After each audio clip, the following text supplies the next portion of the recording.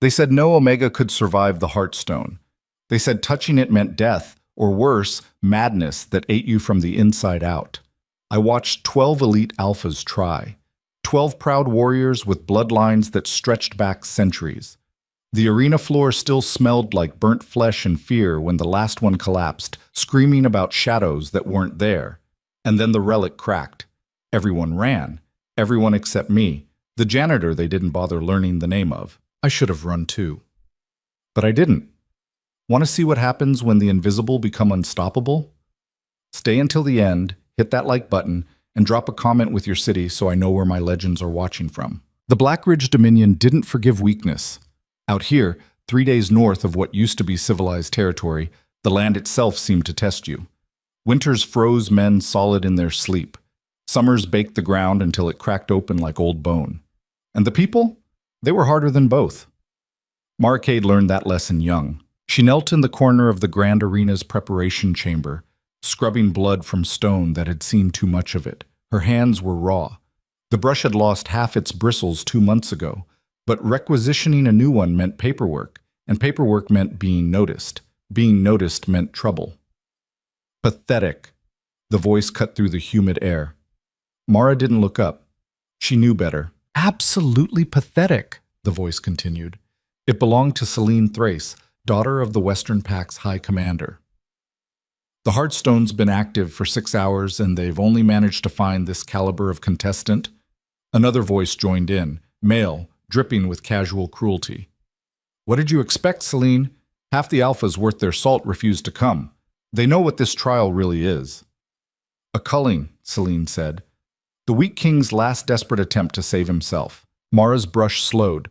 They were talking about King Ronan Vexley, the Alpha King, the man who'd united 5 fractured territories through sheer brutality and strategic brilliance before his 30th year.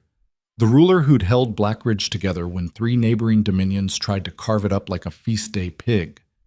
That same king was dying, not from battle wounds or poison or any enemy's blade. He was being consumed by his own power, the mate bond that never formed, the biological imperative that turned alphas feral when they went too long without their true match. His mind was deteriorating. People whispered about it in the market squares, in the training yards, in every shadowed corner where fear bred speculation. The trial was his last option, an ancient right, older than the Dominion itself. Any unmated female could attempt it, touch the Heartstone, survive its judgment, and become Luna, the Alpha King's mate. His salvation. Sounds simple. It wasn't. Drink? Celine's companion asked. Too early. I want to be sober when they bring in the next fool. Mara finished her section of floor and moved to the next, staying small, staying quiet. The elites never looked at servants. To them, Omegas like her were furniture that occasionally moved. The preparation chamber door slammed open. Candidate 7 is ready, a guard announced. Celine laughed, the sound sharp as broken glass. Already? What happened to 6? Unconscious. Healers say she'll wake up in a few days, maybe. Her mind's gone somewhere they can't follow. Wonderful. Mara risked a glance as they filed out. Celine moved like liquid death in expensive silk. Her companion, some northern pack elite whose name Mara didn't know, followed with the lazy confidence of someone who'd never been truly hungry, never been truly afraid. The door shut. Mara sat back on her heels and finally let herself breathe. 7 candidates. 7 failures. And the day wasn't even half over. She'd seen the first trial from a distance, pressed against the back wall of the arena while she waited for the signal to clean whatever mess got made. The candidate had been impressive, daughter of the Eastern Pact's beta line, raised since birth for leadership. Beautiful, powerful, confident. She'd touched the Heartstone and started screaming before her fingers even made contact. The relic had shown her something. Everyone heard her begging, pleading with people who weren't there, crying about choices she'd made, secrets she'd buried. The Heartstone didn't just test strength. It cracked you open and made you face everything you'd hidden from yourself. Most people couldn't handle that kind of truth. Mara stood and stretched her aching back. She had maybe 10 minutes before they'd need the chamber prepped for the next round. She moved through the space mechanically, her mind elsewhere. 10 years since the massacre. 10 years since she'd watched her pack burn. She'd been 14, small even for an Omega. Her pack, the Cade line, had been modest. Farmers mostly. Good people who worked the land and kept to themselves. They weren't warriors or politicians. They just wanted to survive. They didn't. Mara still remembered the smell, smoke and meat, and something sweet-sick that she later learned was burning hair. The raiders had come at dawn. She'd been collecting water from the stream when the screaming started. By the time she got back, there was nothing to save.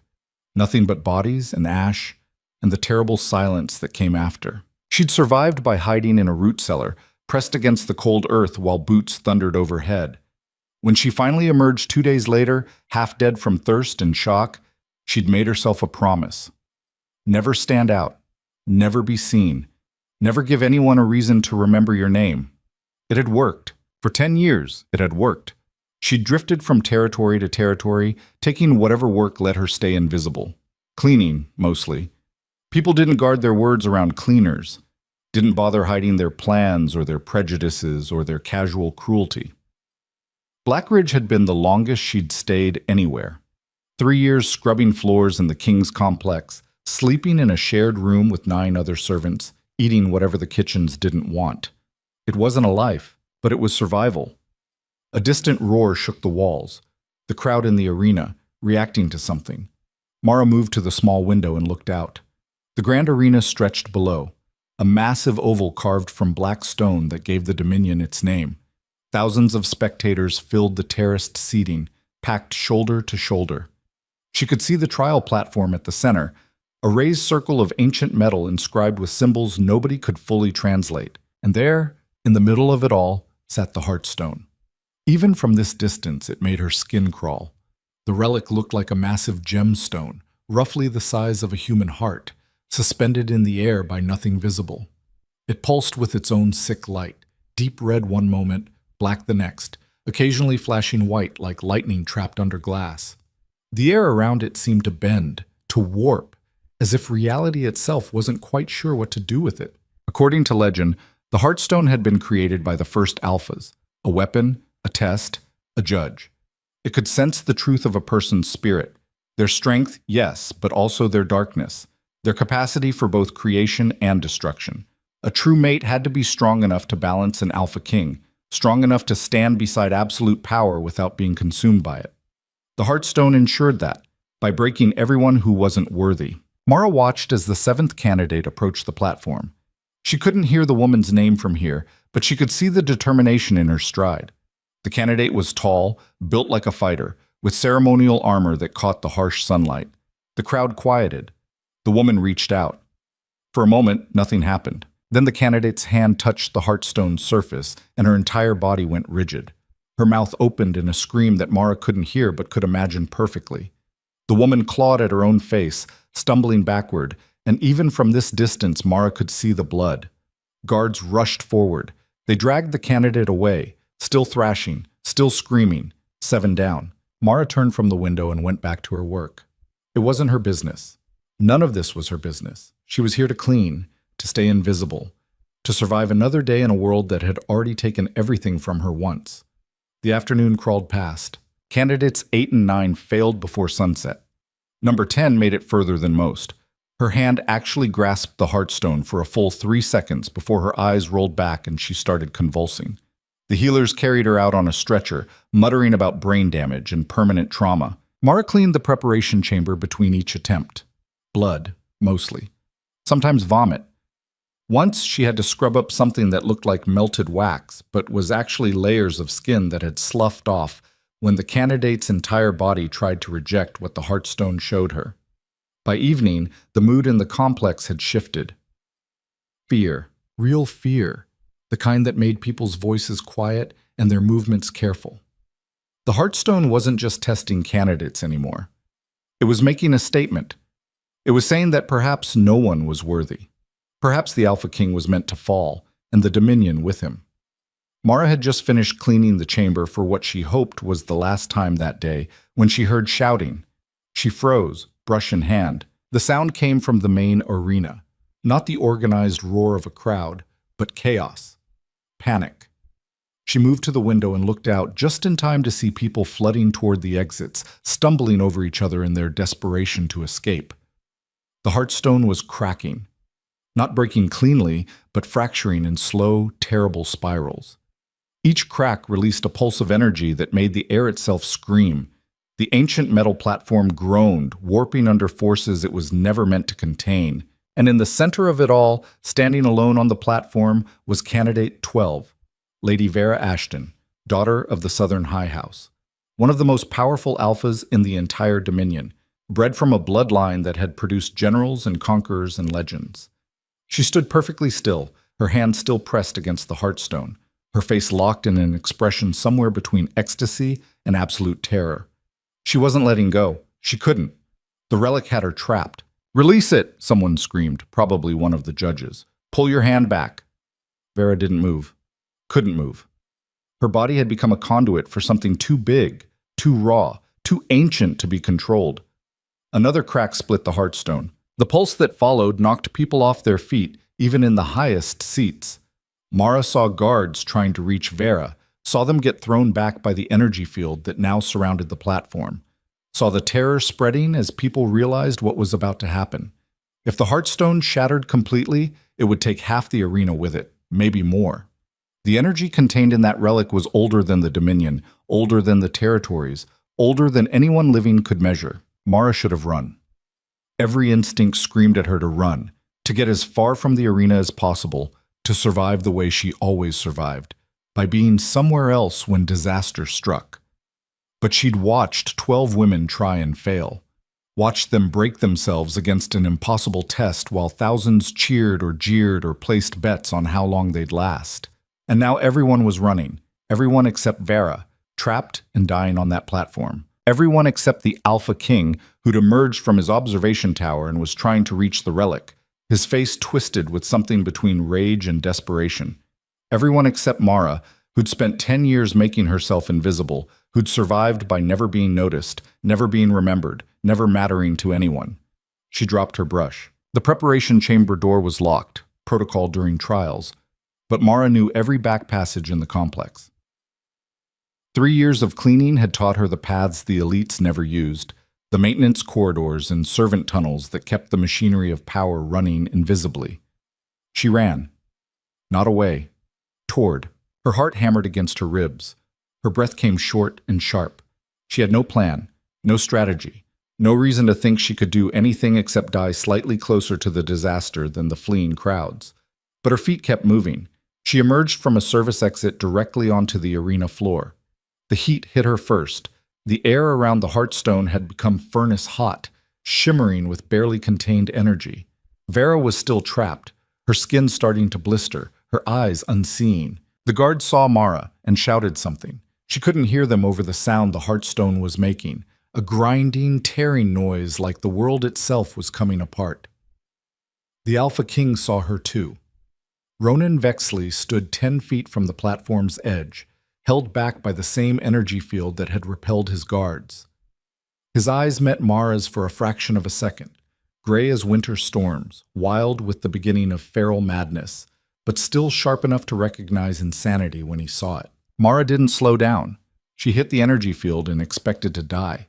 Instead, it parted. Not completely. Not easily. It felt like pushing through water made of needles and fire and screaming, but it parted. She stumbled onto the platform, her vision blurring, her skin feeling like it was trying to crawl off her bones. Vera was right there. Up close, Mar could see the damage. The woman's hand had fused to the Heartstone. Flesh and stone had become one thing, impossible to separate. Her eyes had gone milky white. Blood ran from her nose, her ears, the corners of her mouth. "Let go," Mara whispered. Vera didn't respond. Couldn't respond. She was gone. Her consciousness lost somewhere in whatever hell the Heartstone had shown her. The relic cracked again. This time Mara felt it in her teeth, in her bones, in places that didn't have names. The platform beneath her feet buckled. She had maybe seconds before the entire thing came apart. She did the only thing she could think of. She reached out and placed her hand over Vara's, pressing both their palms against the Heartstone's surface. The world inverted. That was the only way Mara could describe it later. Everything turned inside out, backward, wrong. She felt her consciousness pulled into the relic, felt it dragged through layers of reality that shouldn't exist, felt herself scattered across 1,000 possible versions of her own life. She saw herself dying in the root cellar, age 14, too afraid to come out. She saw herself joining the raiders who'd killed her pack, becoming the monster she'd always feared. She saw herself leading armies, saw herself broken and mad, saw herself loved, saw herself forgotten. The Heartstone showed her everything she could have been, everything she'd chosen not to be, every branching path her life had never taken. And then it showed her the truth. Deep in the core of her spirit, buried under 10 years of deliberate invisibility and survival instincts and carefully constructed insignificance, there was something else. Something old. Something that had been sleeping. Something that recognized the Heartstone not as a judge or a weapon, but as a key. Mara felt Vera's hand separate from the stone, felt the fusion break as the relic released its failed candidate, felt the other woman crumple to the platform, unconscious but alive. And then there was only Mara. Only her hand on the Heartstone. Only her spirit pressed against its ancient, terrible judgment. The relic pulsed once, twice, and then it went still. The cracks stopped spreading. The energy field collapsed. The grinding, tearing sound cut off like someone had sliced through it with a blade, leaving behind a silence so complete that Mara could hear her own heartbeat echoing in the sudden calm. She opened her eyes. The entire arena was staring at her. Thousands of faces, frozen in expressions ranging from shock to disbelief to something that looked almost like horror. In the front row of the elite seating, she saw Celine Thrace, her mouth actually hanging open. Saw the judges, scrambling to understand what had just happened. Saw healers rushing forward to collect Vera's unconscious form. And 10 feet away, standing at the edge of the platform with his feral gray eyes locked on her like she was the only real thing in a world of ghosts, stood the Alpha King. Ronan Vexley took a step forward, then another. The crowd held its collective breath. He reached the platform's edge and stopped, his gaze moving from Mara's face to her hand, still pressed against the Heartstone, still touching the relic that had broken every other candidate who'd tried. "What's your name?" His voice was rough, like he hadn't used it properly in days. Mara's mouth opened, closed. No sound came out. "Your name," he repeated, and this time there was an edge to it. Command. The absolute authority of someone who'd spent his entire adult life being obeyed without question. "Mara," she managed. "Mara Cade." "You're a servant." It wasn't a question. "Yes." "An Omega." "Yes." Something shifted in his expression. Not quite a smile, not quite a snarl. "Pull your hand away from the relic." Mara blinked. She'd been so focused on staying conscious, on not dying, that she'd forgotten she was still touching the Heartstone. She pulled her hand back slowly, half expecting the relic to crack again, to explode, to do something catastrophic. Nothing happened. The Heartstone pulsed gently, its sick light settling into a steady rhythm, almost peaceful, almost calm. Ronan's eyes widened fractionally, the most emotion Mara had seen from him yet. "It accepted you," he said. The words hung in the air like an execution sentence. Behind him, Mara heard the crowd starting to react. Whispers at first, then louder voices, then outright shouting. She couldn't make out individual words, but she didn't need to. She understood the tone. Outrage, disbelief, fury. An Omega had passed the trial. A servant, a nobody. One of the judges pushed through the crowd, an older man with a silver chain of office and a face like weathered granite. "This is irregular," he announced, his voice carrying across the arena. "Highly irregular. We need to verify—" "Verify what?" Ronan cut him off. "She touched the Heartstone. It accepted her. Those were the terms of the trial." "Yes, but nothing, Chancellor Murdoch. The trial's laws are absolute. You wrote them yourself." The Chancellor's face went red. "That may be true, but surely you don't intend to honor the outcome?" Ronan's voice dropped to something dangerous. "Are you suggesting I break sacred law in front of the entire Dominion?" Murdoch's mouth worked silently for a moment. Then, "Of course not, my king. I simply meant that perhaps a period of evaluation would be prudent to ensure the relic's judgment was sound. The Heartstone doesn't make mistakes. With respect, Your Majesty, it's never been tested by someone of such low status. There it was. The thing nobody wanted to say out loud, but everyone was thinking. Mara stood frozen on the platform, very aware that she was covered in cleaning day grime, that her servant's tunic was stained and patched, that her hands were calloused from scrubbing, and her hair was pulled back in the simplest braid possible. She looked exactly like what she was. Nothing. Ronan turned back to her, and for a moment his expression softened into something almost human, almost kind. Then it hardened again. "Mara Cade," he said, his voice formal, carrying to every corner of the arena. "By the laws of the trial, by the judgment of the Heartstone, and by my authority as Alpha King of the Black Ridge Dominion, I name you Luna-elect, my mate, my equal." The crowd exploded. Half of them were shouting approval, either genuine or political. Mara couldn't tell. The other half were screaming objections, calling for reviews, demanding the trial be declared void. Mara couldn't hear any of it.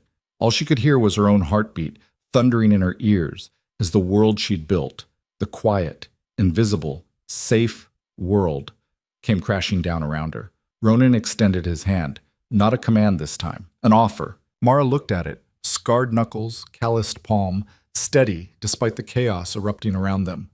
She looked at his face, hard and dangerous and half feral, but watching her with something that might have been hope. She thought about running. She thought about disappearing into the crowd, vanishing back into obscurity, going back to scrubbing floors and being nobody. She thought about the 10 years she'd spent hiding, and she thought about what she'd felt when her hand touched the Heartstone, that buried, sleeping thing deep in her spirit that had recognized the relic, that had reached back. Mara took his hand. His grip was warm, solid, real. The crowd's roar doubled. Ronan pulled her off the platform, drawing her close enough that he could speak directly into her ear without being overheard. "I hope you understand what you just agreed to," he said. Mara looked up at him, at the Alpha King, the warrior, the ruler who was supposed to be going feral and mad. His eyes were clearer than they'd been moments ago, sharper. The fog of madness that had been creeping in at the edges had pulled back, retreating in the face of the mate bond that was forming between them even now. "No," she admitted. "I really don't." For the first time since she'd seen him, Ronan Vexley smiled. It wasn't a kind smile. "Good," he said. "Honesty's rare in this place. Try to keep it." Then he turned to face the crowd, still holding Mara's hand, and raised his free arm for silence. It took several minutes, but eventually the arena quieted enough for him to speak. "The trial is complete," he announced. "Tomorrow at dawn, the formal bonding ceremony will begin. Any who wish to challenge the Heartstone's judgment may do so then, according to ancient law." More shouting, more chaos. Ronan ignored it all. He led Mara off the arena floor through a gauntlet of staring faces, some shocked, some angry, some calculating. She felt their eyes on her like physical weight, felt their judgment and their disbelief. She'd been invisible for 10 years. She'd never be invisible again. The royal quarters smelled like cedar and old leather, and something sharper, fear, maybe, or just the weight of decisions that could get you killed. Mara stood in the center of a room larger than the entire servant barracks, trying not to touch anything. Her dirty tunic felt obscene against the polished stone floors and tapestries that probably cost more than she'd earn in 3 lifetimes. A servant, a real one, dressed in formal livery that made Mara's work clothes look like rags, hovered near the door, clearly uncertain what to do with her. "The king said you're to be prepared for tomorrow's ceremony," the woman said. Her voice was careful, neutral. "I'll have the attendants bring suitable clothing, and I can dress myself," Mara said. The servant's expression flickered. "Of course, but the formal bonding requires specific garments, traditional elements. You'll need assistance with the—" "Fine." Mara cut her off, not because she wanted to be rude, but because her hands had started shaking and she needed the woman to leave before it became obvious. The servant bowed, actually bowed, and retreated. Mara waited until the door closed, then sat down hard on the nearest chair. Her legs had gone watery. The adrenaline that had carried her through the trial, through touching the Heartstone, through having the entire Dominion stare at her like she was some kind of mistake, finally drained away. She'd just agreed to mate bond with the Alpha King. She'd just become the most visible person in the territory. She'd just destroyed 10 years of survival instinct in about 30 seconds. The shaking got worse. Mara pressed her palms against her thighs and tried to breathe through it. This was shock. Just shock. Perfectly normal biological response to having your entire life ripped apart and rebuilt in a single afternoon. She was fine. She was absolutely not fine. A knock at the door made her jump. "What?" Her voice came out sharper than intended. The door opened. Not the servant. Chancellor Murdoch stepped through, followed by two other officials Mara didn't recognize. All three wore the formal chains of high office. All three looked at her like she was something unpleasant they'd found on their boot. "Miss Cade," Murdoch said. "Not Luna-elect, not even a formal title. Just Miss." "We need to discuss tomorrow's ceremony." Mara stood, her legs steadied out of pure spite. "I thought the king made it clear. The trial's done." "The trial? Yes. But the bonding ceremony itself requires preparation.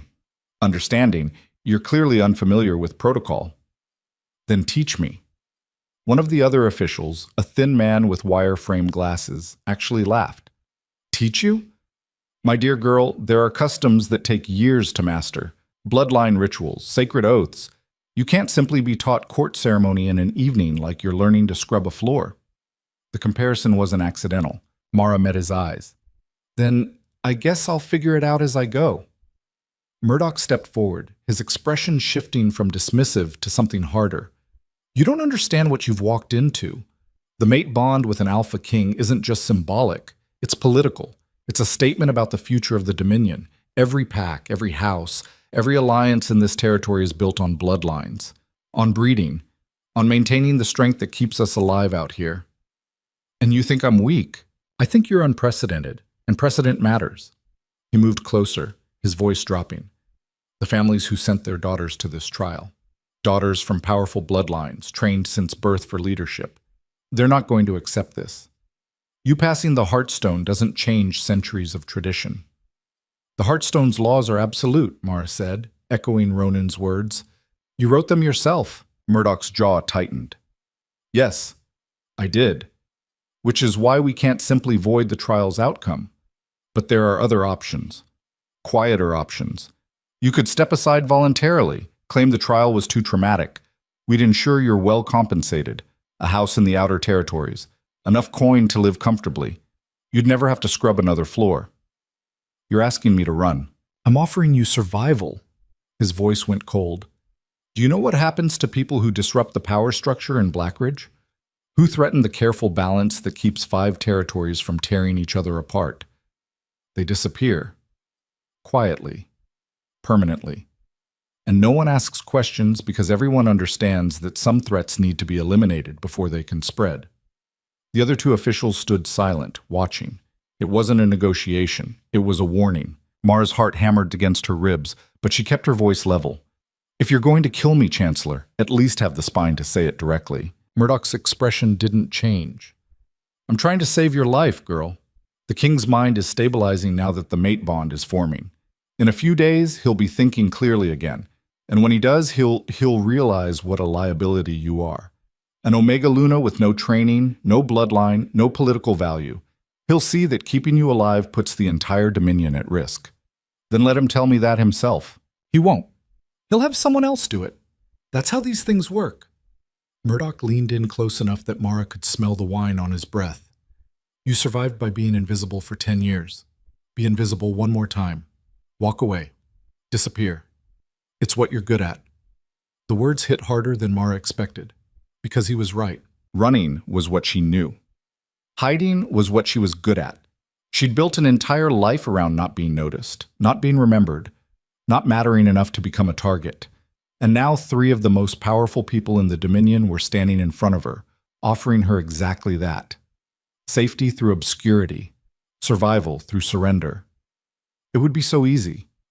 Mara opened her mouth to tell them yes, to take the offer, to go back to being nobody. The door slammed open. Ronan strode in, still wearing his formal armor from the trial, his gray eyes sweeping the room and landing on Murdoch with an expression that could have frozen water. "Get out!" The Chancellor straightened. "Your Majesty, we were simply—" I know exactly what you were doing. Get out. The officials exchanged glances. Murdoch started to say something else, thought better of it, and bowed. All three of them filed out without another word. The door shut. Ronan looked at Mara. What did they offer you? Money. A house. My life. And you said? Nothing yet. Something that might have been approval flickered in his expression. Smart. Always make them think you're considering it. He moved to a side table and poured 2 glasses of something amber, offered her one. Mara took it, but didn't drink. Your mind's clearer. The mate bond. He downed half his glass in one swallow. The moment you touched the Heartstone, I felt it. Like someone opened a window in a room I'd been suffocating in. First clear thought I've had in months. So you don't need me anymore. Ronan laughed, a rough, bitter sound. I need you more than ever. You just became the only thing standing between me and complete feral collapse. He set his glass down. But Murdoch's not wrong about the political situation. Half the territory's families are furious. The other half are waiting to see which way the wind blows before they commit to fury. Why not let me go then? Find someone else. Someone who actually belongs here. Because the Heartstone chose you. He said it simply, like it explained everything. That relic has been judging alpha mates for 500 years. It's never made a mistake, never accepted someone who couldn't handle what comes next. And what comes next? Ronan's expression went hard. War, probably. The southern houses won't accept an Omega Luna. They'll call it an insult to their bloodlines. The northern packs will see it as weakness and test our borders. The Eastern Alliance will use it to renegotiate every trade agreement we have. He paused. And that's just external threats.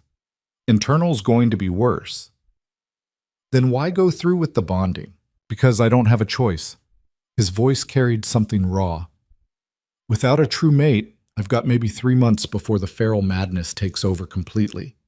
I'll start seeing enemies that aren't there, making decisions that get people killed. Eventually, I'll have to be put down like a rabid dog. He met her eyes. You want that on your conscience? Walking away and knowing you could have prevented it? That's not fair. Nothing about this is fair. Ronan moved closer. You got dealt a terrible hand. So did I. So did everyone in this dominion who's going to suffer if we can't hold this territory together. Fair doesn't enter into it. Mara set her untouched glass down. Her hands had stopped shaking, but something else had settled into her chest. Something cold and sharp and angry. You're asking me to be a target. To paint myself as the biggest threat to the power structure so they focus on me instead of you. Yes. At least he was honest. And if they succeed?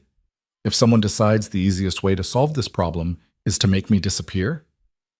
Then I hunt down everyone involved and burn their houses to the foundation. He said it matter-of-factly, like he was describing breakfast. The mate bond goes both ways. You die, I go feral immediately. So keeping you alive becomes my only priority. Comforting. It's not meant to be comforting. It's meant to be true. Ronan studied her face. The question is whether you can handle it, whether you're strong enough to stand in the center of that storm and not break. The Heartstone thought I was. The Heartstone judged your spirit. I'm asking about your spine. Mara thought about the offer Murdoch had made. Money, safety, invisibility. Everything she'd wanted for 10 years.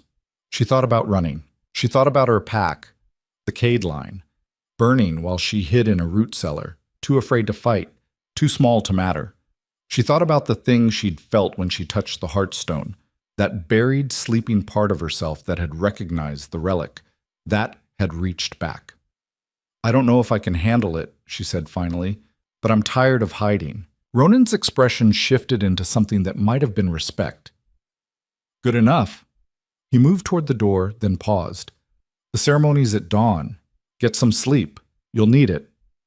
What happens at the ceremony? Blood oath, mark exchange, public declaration. The usual. He glanced back. And probably at least 3 assassination attempts. Maybe 4 if the Western houses decide to get involved. You're joking. I wish I was.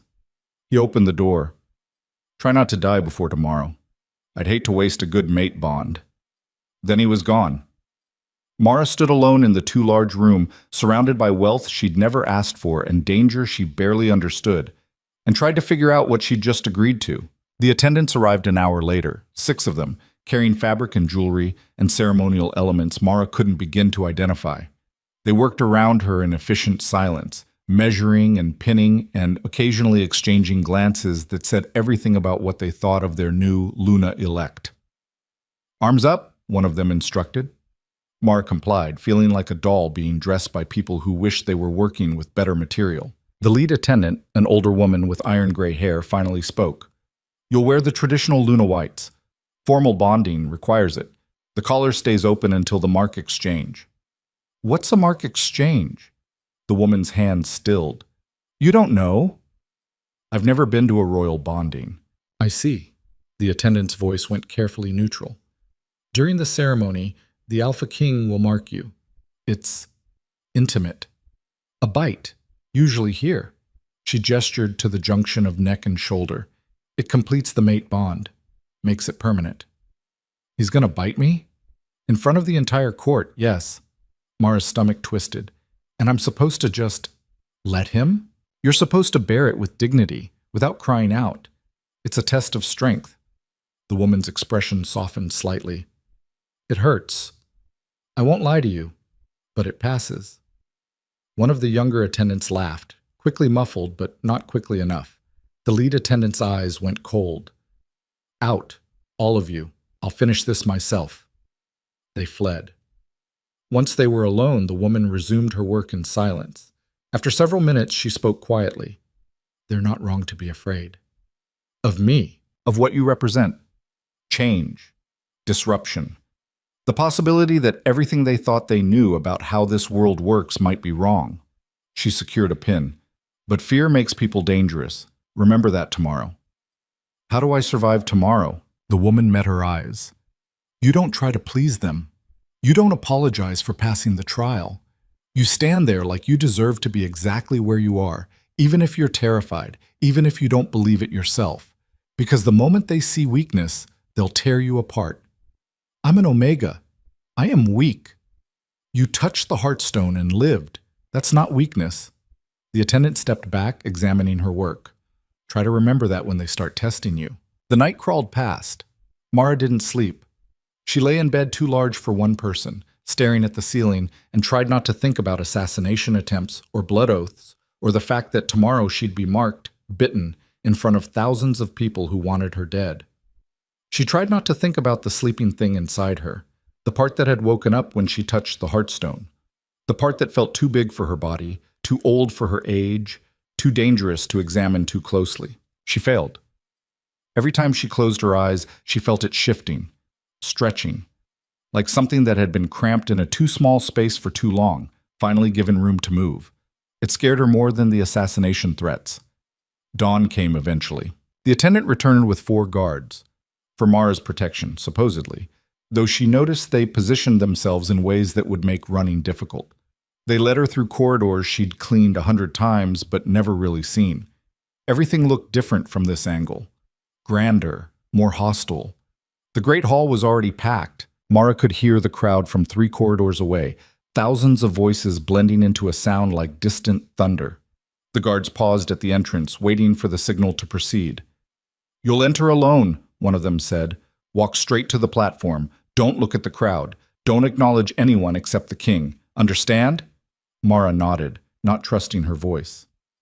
The doors opened. The sound hit her like a physical force. Thousands of people crammed into a space built for ceremony and spectacle. The morning light streamed through high windows, illuminating the central platform where Ronan stood waiting, dressed in formal armor that looked like it had been forged from darkness itself. Mara stepped forward. The crowd's noise shifted, not quieting, but changing. Whispers and hisses and open laughter. She kept her eyes on Ronan, on the platform, on anything except the faces turning toward her with expressions ranging from contempt to fury. She made it halfway across the hall before someone spat at her. The projectile missed, landing on the polished floor inches from her foot. She heard laughter, heard someone call her a mongrel bitch, heard worse things in languages she didn't know but understood perfectly from the tone. Keep walking. Another step. Another. The platform getting closer, but not fast enough. Something hit her shoulder, soft, rotten fruit probably. thrown from somewhere in the upper galleries. It burst against the white ceremonial fabric, staining it. The guards moved like they might intervene, then thought better of it. This was politics. This was the court showing the new Luna-elect exactly what they thought of her. Mara reached the platform steps. Ronan's hand appeared in her peripheral vision, extended to help her up. She took it. His grip was steady, grounding. He pulled her up beside him, and for a moment they stood facing the crowd together. "They really hate me," Mara said quietly. "They hate what you represent." Ronan's voice carried only to her. "Give them time. They'll hate you personally soon enough." The ceremony began. Chancellor Murdoch performed the rites, reading from an ancient text in a language that sounded like rocks grinding together. Mara understood maybe one word in 10. The blood oath came first. Both she and Ronan cut their palms, pressed them together, let their blood mingle while Murdoch chanted something about unity and strength and eternal bonds. Mara felt the mate bond surge as their blood touched. It was like a rope drawing tight between them, connecting their spirits in ways that made her head spin. Then came the mark. Ronan moved behind her, his hand settled on her shoulders, warm through the thin ceremonial fabric. The crowd went dead silent. "This is going to hurt," he said, quiet enough that only she could hear. "I know." "Try not to scream. They're waiting for it." Mara tilted her head, exposing her neck. Ronan's teeth grazed her skin first. A warning, maybe, or just finding the right spot. Then he bit down. The attendant had been right. It hurt. But she'd undersold it. It felt like being branded from the inside out, like fire spreading through her veins, like every nerve ending in her body suddenly woke up and started screaming. The mate bond, already present, locked into place with a force that made her knees buckle. Ronan caught her, held her upright. Mara bit down on her tongue hard enough to taste copper. The pain crested, held, then slowly began to recede. She could feel his mark settling into her skin, permanent, visible, a brand that announced to everyone who saw it exactly who she belonged to. The crowd erupted, not in celebration, in chaos. Mara's vision blurred, the pain and the mate bond and the shock all hitting at once. She heard shouting, heard furniture breaking, heard someone calling for order that wasn't coming. Through it all, Ronan kept his hand on her shoulder, steady and unmoving. "Look at me," he said. Mara turned her head. His gray eyes were clear, sharp, no trace of the feral madness that had been creeping in before.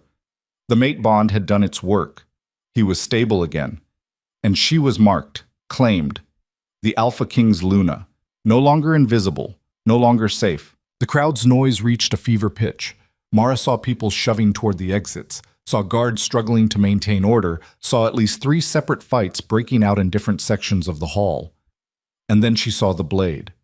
It came from the crowd, thrown, not thrust, spinning through the air with the precision of someone who knew exactly what they were doing, aimed not at Ronan, but at her throat. Mara froze. Time seemed to slow.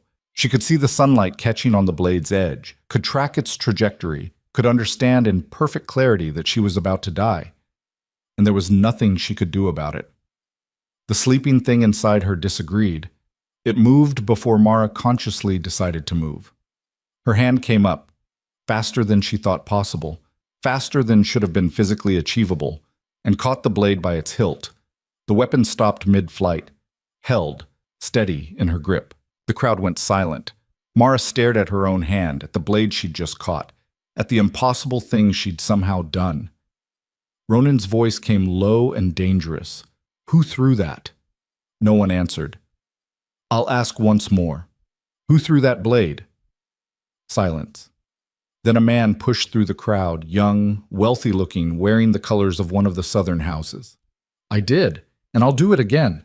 That mongrel has no right to—" He didn't finish. Ronan moved so fast Mara barely saw it. One moment he was beside her, the next he had the man by the throat, lifted off the ground, his face going purple. "Ancient law," Ronan said, his voice carrying to every corner of the hall. "Any attack on a Luna during bonding ceremony is punishable by death. No trial, no appeal, immediate execution." The man's eyes bulged, his hands clawed at Ronan's grip. "Your Majesty," Murdoch called from somewhere in the chaos, "perhaps exile would be more—" "No." Ronan's grip tightened. "The law is clear. He dies." Mara found her voice. Stop. Ronan's eyes cut to her. Let him go, she said. He tried to kill you. And if you execute him, his entire house will use it as justification for war. You said it yourself, the southern houses are looking for reasons. Mara moved closer, still holding the blade. Exile him. Strip his titles. Make an example without making a martyr. Ronan's jaw worked. For a long moment, Mara thought he'd refuse. Then he dropped the man. The would-be assassin collapsed, gasping and coughing. Guards rushed forward, dragging him away. Ronan turned to the crowd. Lorith Vance is hereby exiled from the Blackridge Dominion. His lands are forfeit, his titles stripped. He has until sunset to leave or face execution. He paused. Anyone else want to test my new Luna's mercy? Because I promise you won't get a second chance. No one moved. The ceremony concluded in tense silence. Mara stood beside Ronan, her hand still holding the blade she'd caught, her neck burning where his mark had settled, while the court filed out with expressions that promised this was far from over. When the hall finally emptied, Ronan looked at her.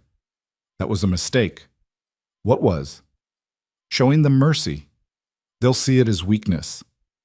Maybe. Mara set the blade down on the platform. Or maybe they'll see it as strength. In what world is mercy strength out here? In a world where the Luna is strong enough to choose it. She met his eyes. You wanted someone who wouldn't break under the pressure. Someone the Heartstone judged worthy. Well, congratulations. You got her, and she doesn't rule the way you do. Ronan stared at her for a long moment. Then, unexpectedly, he smiled. Genuinely this time, not the hard, dangerous expression from before. This is going to be interesting, he said. Mara looked at her hand, the one that had caught the blade, and thought about the sleeping thing inside her that was decidedly less asleep now. That's one word for it, she said.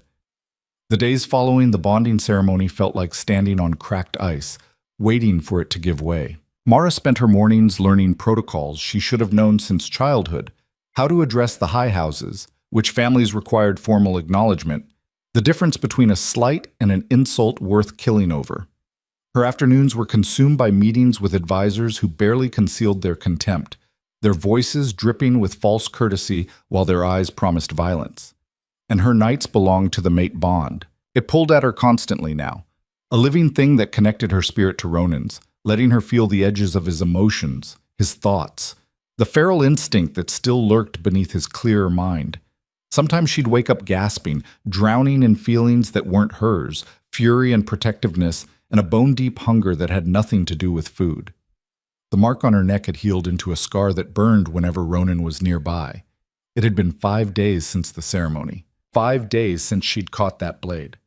5 days of pretending she understood what the hell had happened when her hand moved faster than physics should allow, when something inside her reacted before her conscious mind even registered the threat. She didn't tell Ronan about it. Didn't tell anyone. The sleeping thing had gone quiet again, but Mara could feel it now, coiled deep in her chest, patient, waiting, like it knew something she didn't. You're not paying attention, Lady Sarah Blackmont said, her voice cutting through Mara's thoughts. Mara blinked. They were in one of the formal sitting rooms. Her, Sarah, and 3 other high-ranking women who'd been assigned to educate the new Luna on court customs. The education mostly consisted of them explaining everything Mara was doing wrong. I apologize, Mara said carefully. Could you repeat that? Sarah's smile was all teeth. I said that the Western delegation arrives tomorrow. They'll expect formal acknowledgement. You'll need to greet them according to rank, starting with High Commander Thrace and working down through his officers. Any deviation from protocol will be seen as a deliberate insult. High Commander Thrace, Mara repeated, Celine's father. Yes, the woman whose daughter you displaced in the trial. Sarah's tone suggested this was somehow Mara's fault. I'm sure that won't create any tension at all. One of the other women, Mara couldn't remember her name, laughed delicately behind her hand. Mara set down her cup of tea with more force than necessary. Is there a point to this? Beyond reminding me that everyone here wants me dead? The laughter stopped. Sarah's expression went cold. The point, Luna, is that you represent this dominion now. Every mistake you make reflects on the king. Every protocol you violate gives our enemies ammunition, and right now, you're walking ammunition. Then maybe someone should have thought about that before setting up a trial that an Omega could pass. The trial was meant to find a suitable Luna from among the elite bloodlines. Not, Sarah caught herself. Not someone like me, Mara finished. A mongrel, a servant, a mistake. Sarah stood abruptly. This is pointless. She's not listening. She doesn't want to learn. She looked at Mara with something close to pity. When the Western delegation tears you apart tomorrow, don't say we didn't warn you.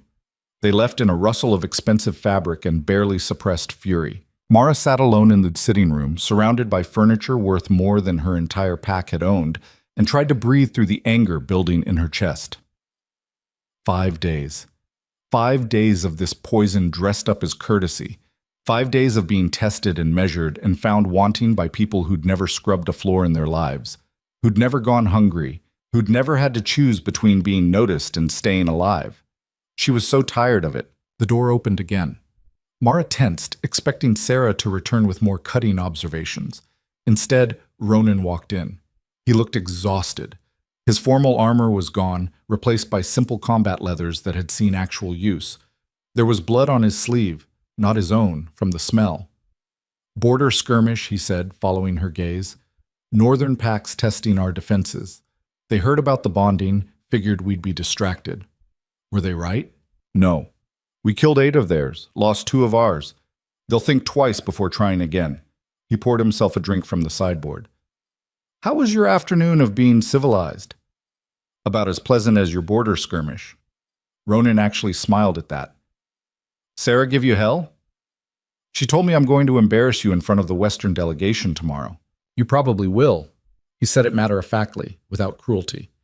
They're coming here specifically to test you, to see if the Omega Luna can hold her ground against professional politicians and warriors who've been playing power games since before you were born. Comforting. I don't do comfort, I do truth. Ronan sat down across from her, studying her face. The mate bond's bothering you. It wasn't a question. Mara touched her neck unconsciously. It's loud. I feel things that aren't mine. That goes both ways. I can feel your fear, your anger, your... He paused. There's something else. Something you're not telling me. The sleeping thing shifted. Mara pulled her hand away from her neck. It's nothing. Don't lie to your mate. The bond makes it obvious. Then maybe you should stop asking questions you already know the answer to. Ronan leaned forward, his gray eyes sharp. What happened when you caught that blade? There it was. Mara had been waiting for this conversation since the ceremony, dreading it, because she didn't have an answer that made sense. I don't know, she said finally. My hand just moved. I didn't think about it. I didn't decide to do it. It just happened. Omegas aren't that fast. No one's that fast without training. I know. So how did you do it? I told you. I don't know. The frustration bled through into her voice. You think I'm hiding some secret combat background?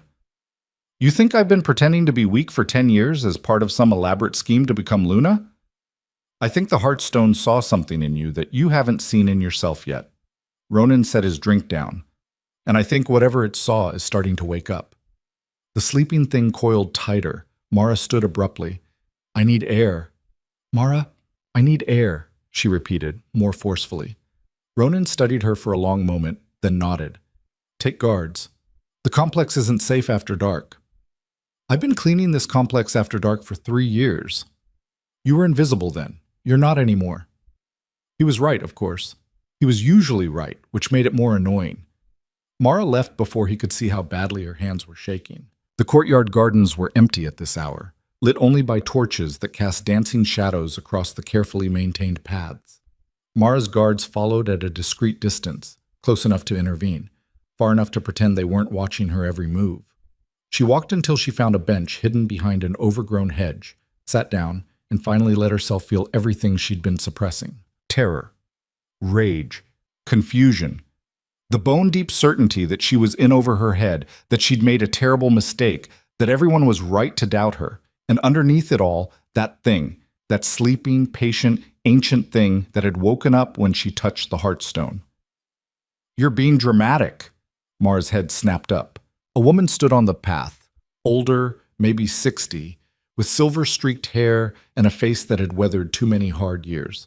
She wore simple clothes, servant's garb, and carried herself with the invisible quality Mara recognized immediately, someone who'd learned to survive by not being seen.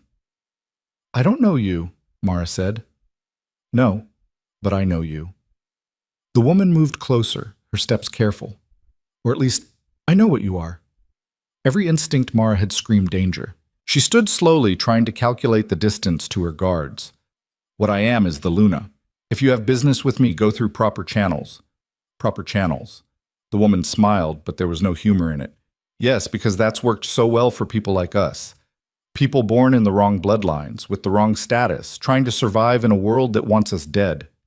I don't know what you want, but I want to tell you a story." The woman sat down on the bench Mara had just vacated, uninvited. About a pack that was slaughtered 20 years ago. The Riven Line. Ever heard of them? Mara's blood went cold. They were farmers, mostly, kept to themselves. Didn't bother anyone. Until their alpha's daughter, sweet girl, barely 16, started showing signs of something unusual. She healed too fast, moved too quick, had reflexes that shouldn't have been possible. The woman's voice was soft, conversational. The high houses heard about it, sent investigators, wanted to know what bloodline could produce those traits. "This has nothing to do with me." "Oh, but it does, because when those investigators started digging, they found something interesting. The Riven Line wasn't just farmers, they were descendants, last remnants of a bloodline everyone thought had died out centuries ago." The woman looked up, her eyes catching the torchlight. "The Apex Line, the first alphas, the ones who were too powerful, too dangerous, so the other packs hunted them to extinction." Mara couldn't breathe. "They killed the entire Riven pack," the woman continued, "burned everything, made it look like a raider attack, but they missed one. A girl, 14 years old, hiding in a root cellar." She paused. "That girl grew up thinking she was just an Omega, thinking she was weak, thinking she had to stay invisible to survive." "Stop." Her name was Mara Cade, and she had no idea what was sleeping inside her. Mara's guards were too far away. The woman hadn't made any threatening moves, but the information she was sharing was more dangerous than any weapon. "Who are you?" Mara's voice came out steadier than she felt. "Someone who survived the same purge, someone who's been watching you for 10 years waiting to see if the bloodline would wake up." The woman stood. "It's waking up now. I saw it at the bonding ceremony. The speed, the reflexes. Soon it'll be more than that." "You're insane." "Am I? Then explain how you caught that blade. Explain how the Heartstone, which was created by your ancestors, by the way, recognized you instantly. Explain why every instinct you have is screaming at you right now that everything I'm saying is true." The sleeping thing wasn't sleeping anymore. It was awake, alert, resonating with the woman's words in a way that made Mara's skin crawl. "What do you want?" Mara asked. "I want you to survive what's coming. Because tomorrow, when that Western delegation arrives, they're not here to test your protocol knowledge. They're here to kill you." The woman's voice went hard. "Celine Thrace knows what you are. Her father does too. They've been hunting Apex bloodline survivors for decades. And now one just became Luna." "You're lying." "I wish I was." The woman started walking backward toward the garden's deeper shadows. "There's a passage, east wall, behind the old armory. It leads outside the complex. When they come for you tomorrow, run. Don't try to fight. Don't try to prove yourself. Just run, and maybe you'll live long enough to learn what you really are." "Wait." But the woman was gone, melted into the darkness like she'd never existed. Mara stood frozen, her heart hammering, her mind racing through everything the woman had said. Apex bloodline. First alphas. Hunted to extinction. It was insane. It had to be insane. But the thing inside her, the thing that had caught the blade, the thing that had woken up when she touched the Heartstone, that thing was practically singing. Mara's guards found her 10 minutes later, still standing in the same spot, staring at nothing. They escorted her back to her quarters without comment. She didn't sleep that night. The Western delegation arrived at noon, precisely on schedule. Mara stood beside Ronan in the formal receiving hall, wearing ceremonial robes that felt like wearing a target, and watched as High Commander Thrace and his entourage swept in like a storm front. He was massive, easily 6.5 feet of solid muscle, with a face that looked like it had been carved from granite and left out in the rain too long. His formal armor bore the marks of actual combat, not just ceremonial decoration. Behind him came Celine, beautiful and cold, and a dozen officers who moved with the precision of people who killed for a living. Alpha King Ronan, Thrace's voice filled the hall. I come to congratulate you on your recent bonding. High Commander, Ronan's voice matched his for formality, if not volume. Black Ridge welcomes the Western delegation. Thrace's eyes slid to Mara. And this must be your new Luna, the one who passed the Heartstone trial. Luna Mara Cade, Ronan said.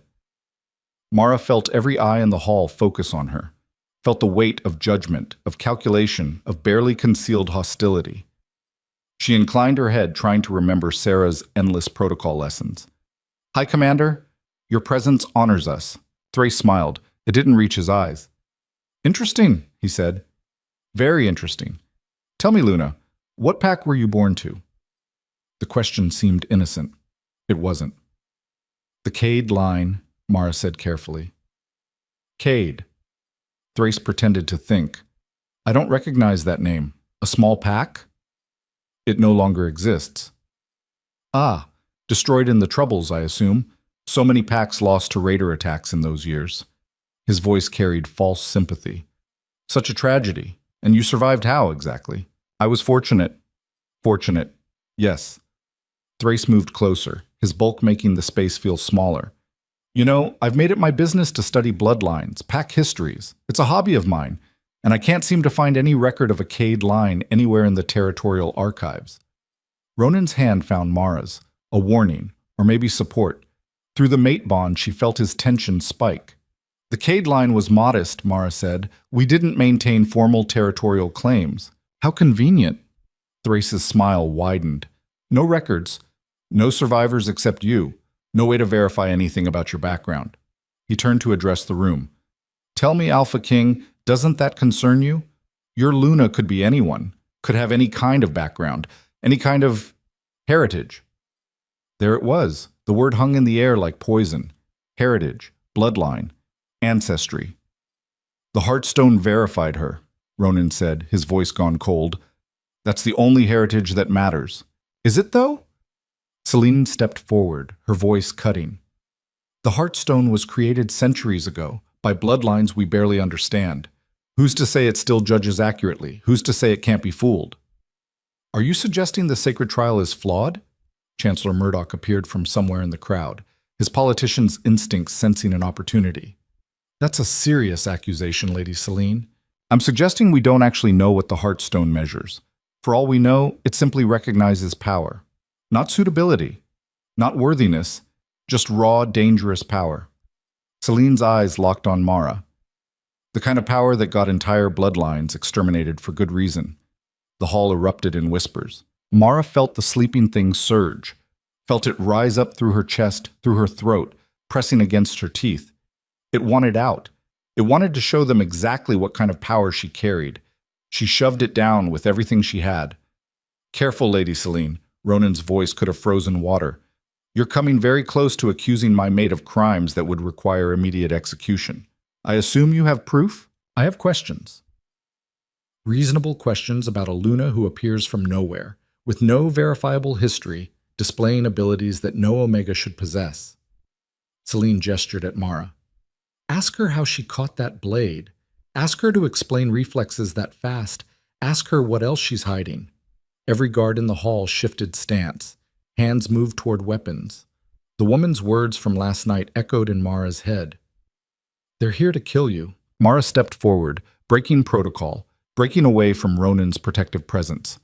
You want to know what I'm hiding? Her voice came out stronger than she felt. Nothing. I'm exactly what I appear to be, a survivor, someone who learned to stay alive in a world that kills people like me for sport. You want to know how I caught that blade? Instinct. The same instinct that's kept me breathing for 10 years while better people died around me. Instinct. Thrace laughed, a harsh, ugly sound. You expect us to believe— I don't expect you to believe anything, Mara cut him off. I don't need your approval or your acceptance. The Heartstone judged me. The king marked me. I am Luna, whether you like it or not. Then prove it, Celine said. The challenge hung in the air. Prove what? Mara asked. Prove you're worthy. Prove you're not just some mongrel who got lucky. Prove you belong anywhere near a throne. Celine's smile was vicious. Fight me. Here. Now. If you survive, I'll accept your legitimacy. If you don't. She shrugged. Well, problem solved. The hall went silent. Ronan's hand found Mara's arm. Through the bond, she felt his fury, his calculation, his desperate attempt to find a way out of this trap. Because it was a trap. If Mara refused, she'd look weak, cowardly, unworthy. The court would use it as justification to remove her. If she accepted, she'd die. Celine was a trained warrior from a bloodline of killers. Mara was a servant who'd spent 10 years hiding. There was no winning move. Ancient law, Murdoch said quietly. A formal challenge to the Luna's legitimacy must be witnessed and accepted by the Alpha King. Every eye turned to Ronan. Mara felt him through the bond, felt his mind working through scenarios, calculating odds, looking for any option that didn't end with his mate dead on the floor. She squeezed his arm. It's okay, she said quietly. Meaning, let me do this. Meaning, I'd rather die fighting than live as their puppet. Ronan's jaw worked.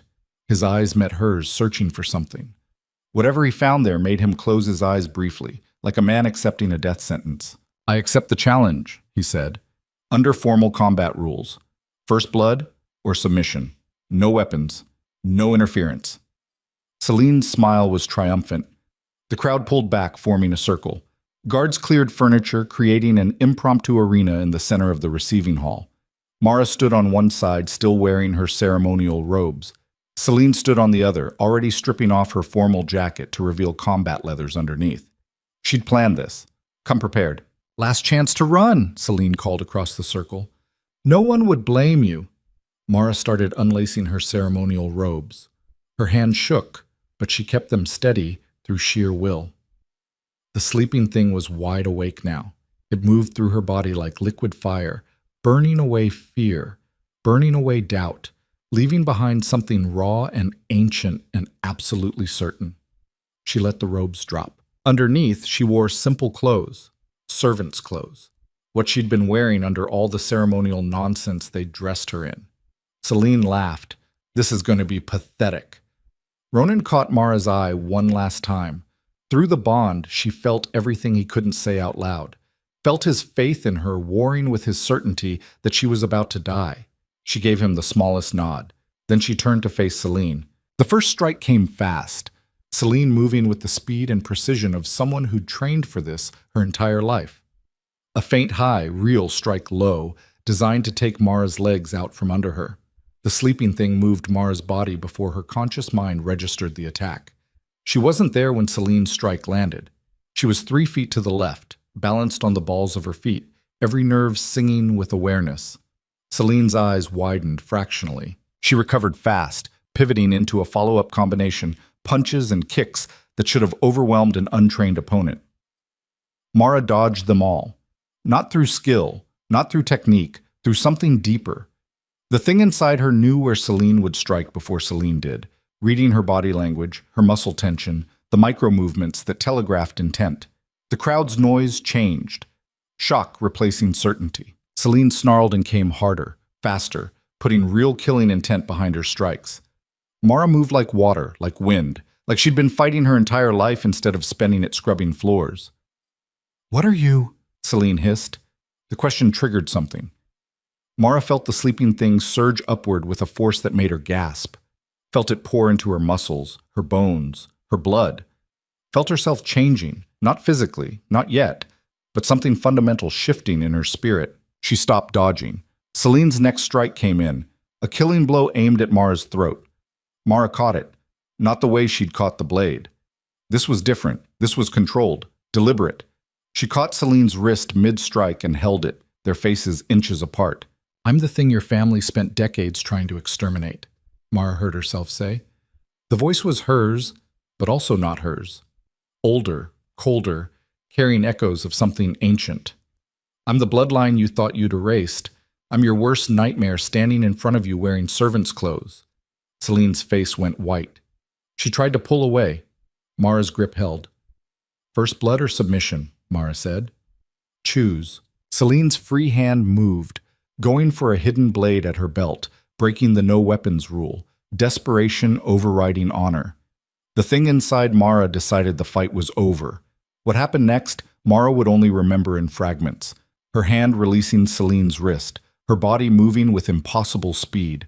A strike, not a punch, something else, something instinctive, that caught Celine in the solar plexus and sent her flying backward into the crowd. Celine hit the floor and didn't get up, gasping for air, her eyes unfocused. First blood. Mara looked down at her own hands. They weren't shaking anymore.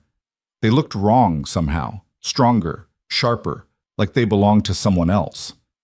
The hall was dead silent. Then someone screamed. Mara looked up to see people pointing at her, backing away, terror replacing their earlier contempt. Apex, someone whispered. Impossible, someone else said. High Commander Thrace pushed through the crowd, his face twisted with fury, and something that might have been fear. Seize her, now! That's an Apex bloodline survivor. Ancient law requires immediate— She's my mate, Ronan's voice cut through the chaos like a blade. Marked and bonded. Anyone who touches her answers to me. She's a threat to the entire Dominion. She's the Luna, and she just won a legitimate challenge. Ronan moved to stand beside Mara, his presence a wall between her and the crowd. Anyone who wants to dispute that can take it up with me. Personally. Thrace's hand went to his weapon. The hall held its breath. Mara felt the thing inside her settling, coiling back down into her chest, satisfied for now. But changed. More awake. More present. She looked at Ronan, at the mate who'd just chosen her over political stability, and through the bond felt his absolute certainty that he'd made the right choice, even if it meant war. This isn't over, Thrace said. No, Ronan agreed. It's just beginning. The Western delegation left before sunset, their departure as tense and formal as their arrival had been. High Commander Thrace didn't speak another word to Mara, but his eyes promised this conversation was far from finished. Celine could barely walk. Two of her officers had to help her to the transport, her breathing still labored from whatever Mara had done to her. She'd refused medical attention from Blackridge healers, pride winning out over practicality. Mara watched them go from an upper window, her arms wrapped around herself, trying to stop the shaking that had started the moment the fight ended. She'd won. She'd survived. And now everyone knew what she was. You should eat something, Ronan said from behind her. Mara didn't turn around. Not hungry? You haven't eaten since yesterday. The transformation takes energy. You'll collapse if you don't— I said I'm not hungry. The words came out harsher than intended. Silence. Then Ronan moved closer, his presence warm at her back. Talk to me. About what? About how I'm apparently descended from a bloodline that got hunted to extinction? About how I just proved everyone's worst fears, right? About how I have something living inside me that moves my body without asking permission. Mara's voice cracked. Which part would you like to discuss first? The part where you're terrified. The simple accuracy of it broke something loose in her chest. Mara turned to face him. I don't know what I am. I thought I was just an Omega who survived by being invisible. But that thing inside me, it's not me. It doesn't think like me. It just takes over. And she held up her hand, still half expecting to see them transformed into something monstrous. What if I can't control it? Then we figure it out together. Ronan caught her hands, his grip solid. You're not alone in this. I've been alone my entire life. Not anymore. That's what the mate bond means. His gray eyes were steady, certain in a way that made Mara want to believe him. Whatever you are, whatever's waking up inside you, we deal with it. Together. The word felt foreign, dangerous, like trusting it would somehow make it disappear. But the mate bond hummed between them, steady and real, carrying Ronan's absolute conviction. Mara let herself lean into him, just for a moment, borrowing his certainty since she had none of her own. A sharp knock interrupted them. Enter, Ronan called. Chancellor Murdoch stepped in, followed by 3 guards carrying a woman between them, the same woman from the garden. She looked smaller now, diminished, with bruises darkening her face and her hands bound in iron. We found her trying to leave the complex, Murdoch said. She claims she has information about the Luna's bloodline. I thought you'd want to question her personally. Mara's stomach dropped. The woman met her eyes across the room, her expression unreadable. Ronan's posture shifted into something harder, more dangerous. Who is she?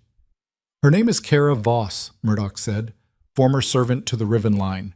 She was investigated 20 years ago during the bloodline purges, but was deemed irrelevant. Low-level domestic staff. Not irrelevant enough, apparently. Ronan moved toward her.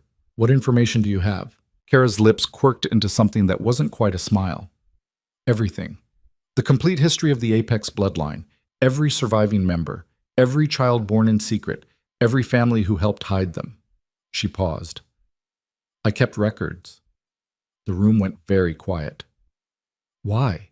Mara asked. Because someone needed to remember. Because they tried to erase an entire people and pretend it never happened. Kara's voice carried old grief, old rage. The Apex line wasn't hunted because they were dangerous. They were hunted because they were powerful. Too powerful. The other bloodlines couldn't control them, couldn't predict them, couldn't break them. So they eliminated them. Under ancient law, Murdoch cut in, the Apex purges were justified. That bloodline produced alphas who couldn't be controlled, who went feral more easily, who threatened your precious power structure, Kara finished. Yes, I've heard all the justifications. Doesn't make it less genocide. Ronan held up a hand for silence. These records, where are they? Hidden. Safe. Kara's eyes found Mara again. I'll give them to you, all of them. Names, locations, everything, on one condition. You're not in a position to make conditions, Murdoch said. I am if you want to know how many other Apex survivors are still out there. How many might rise up when they hear one of their own became Luna? Kara's smile widened. The bloodline's not extinct, just hiding, like she was. Mara felt Ronan's hand find her lower back, steadying, grounding. What's your condition? Mara asked. Sanctuary. For all of them. Legal protection. An end to the purges. Kara's voice went hard. Let us live. That's all. Let us exist without fear of being murdered for what we were born as. That's not a small ask, Ronan said. Half the high houses will riot if I grant protection to Apex bloodlines. They've spent generations making sure that line stayed dead. Then they'll have to learn to live with disappointment. Because the alternative is having multiple Apex alphas rising up across the territory, angry and organized and done with hiding. Kara leaned forward despite her restraints. Your mate isn't the only one who's waking up.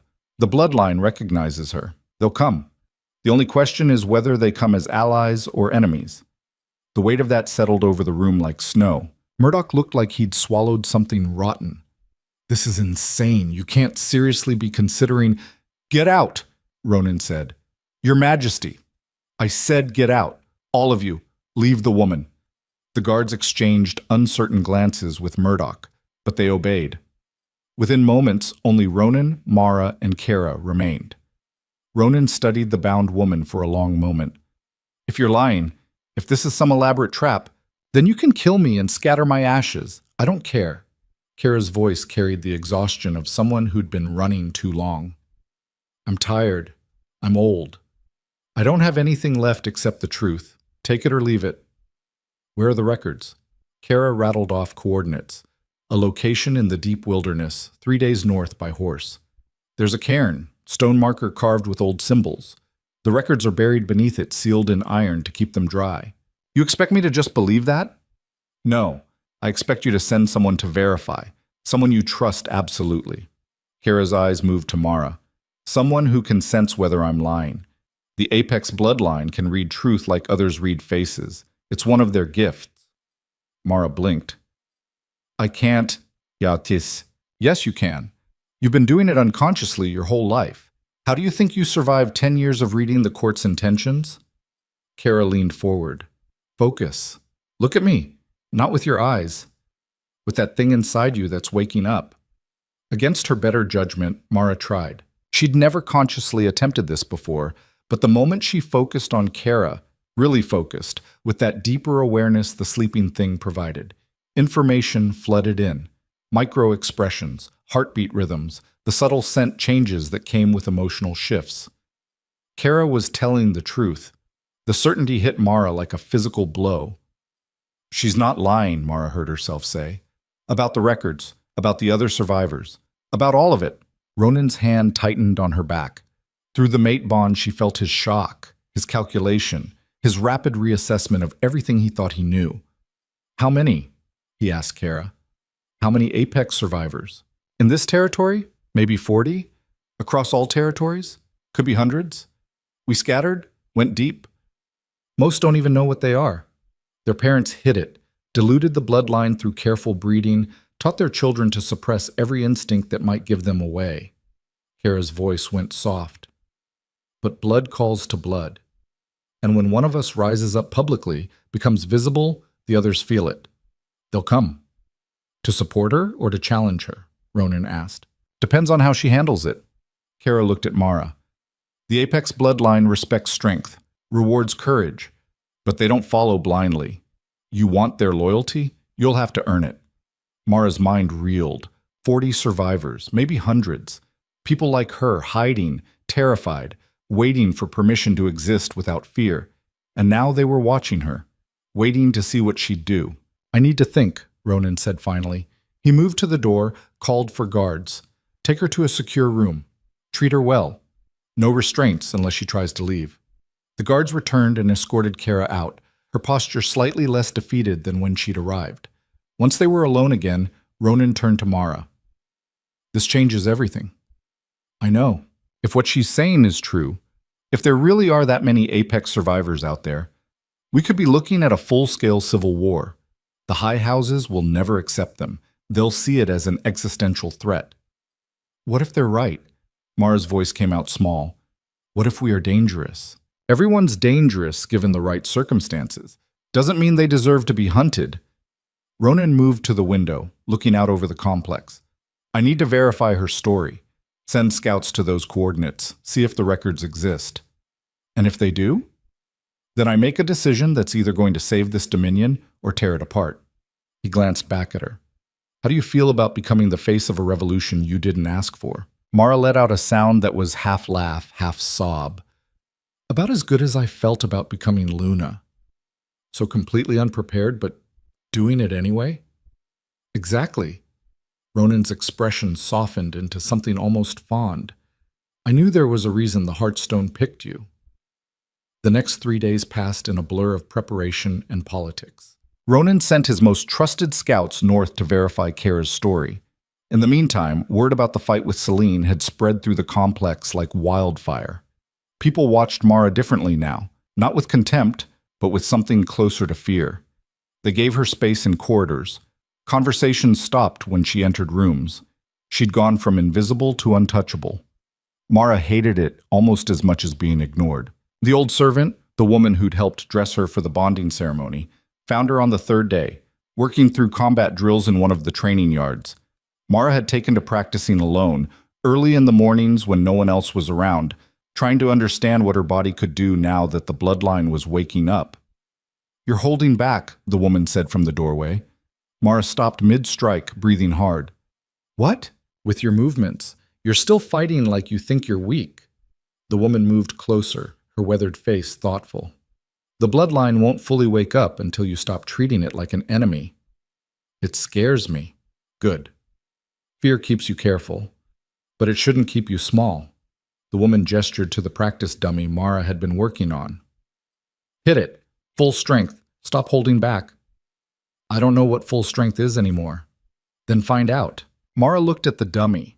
Old wood, reinforced with iron bands, designed to take punishment from trained warriors. She thought about Celine, about the fight, about that moment when the thing inside her had moved her body with speed and power that shouldn't exist. She hit the dummy.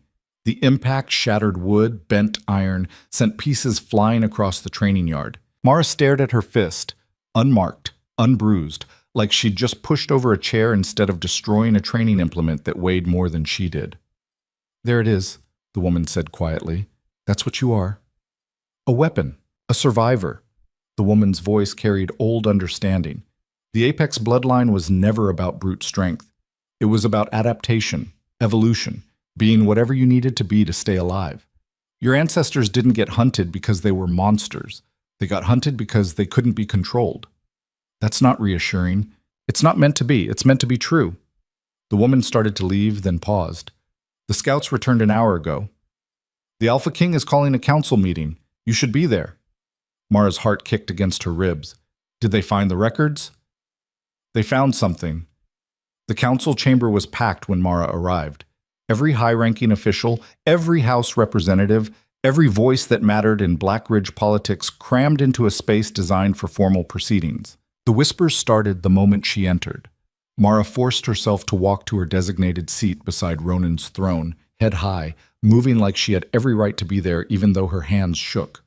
Ronan stood when she approached, a gesture of respect that made half the room bristle. "Luna," he said formally, offering his hand to help her to her seat. Mara took it, settled into the chair that still felt too big for her, and tried to breathe normally. Chancellor Murdoch stood at the center of the chamber, his expression carefully neutral. The scouts have returned from the coordinates provided by the prisoner Kara Voss. They've brought evidence.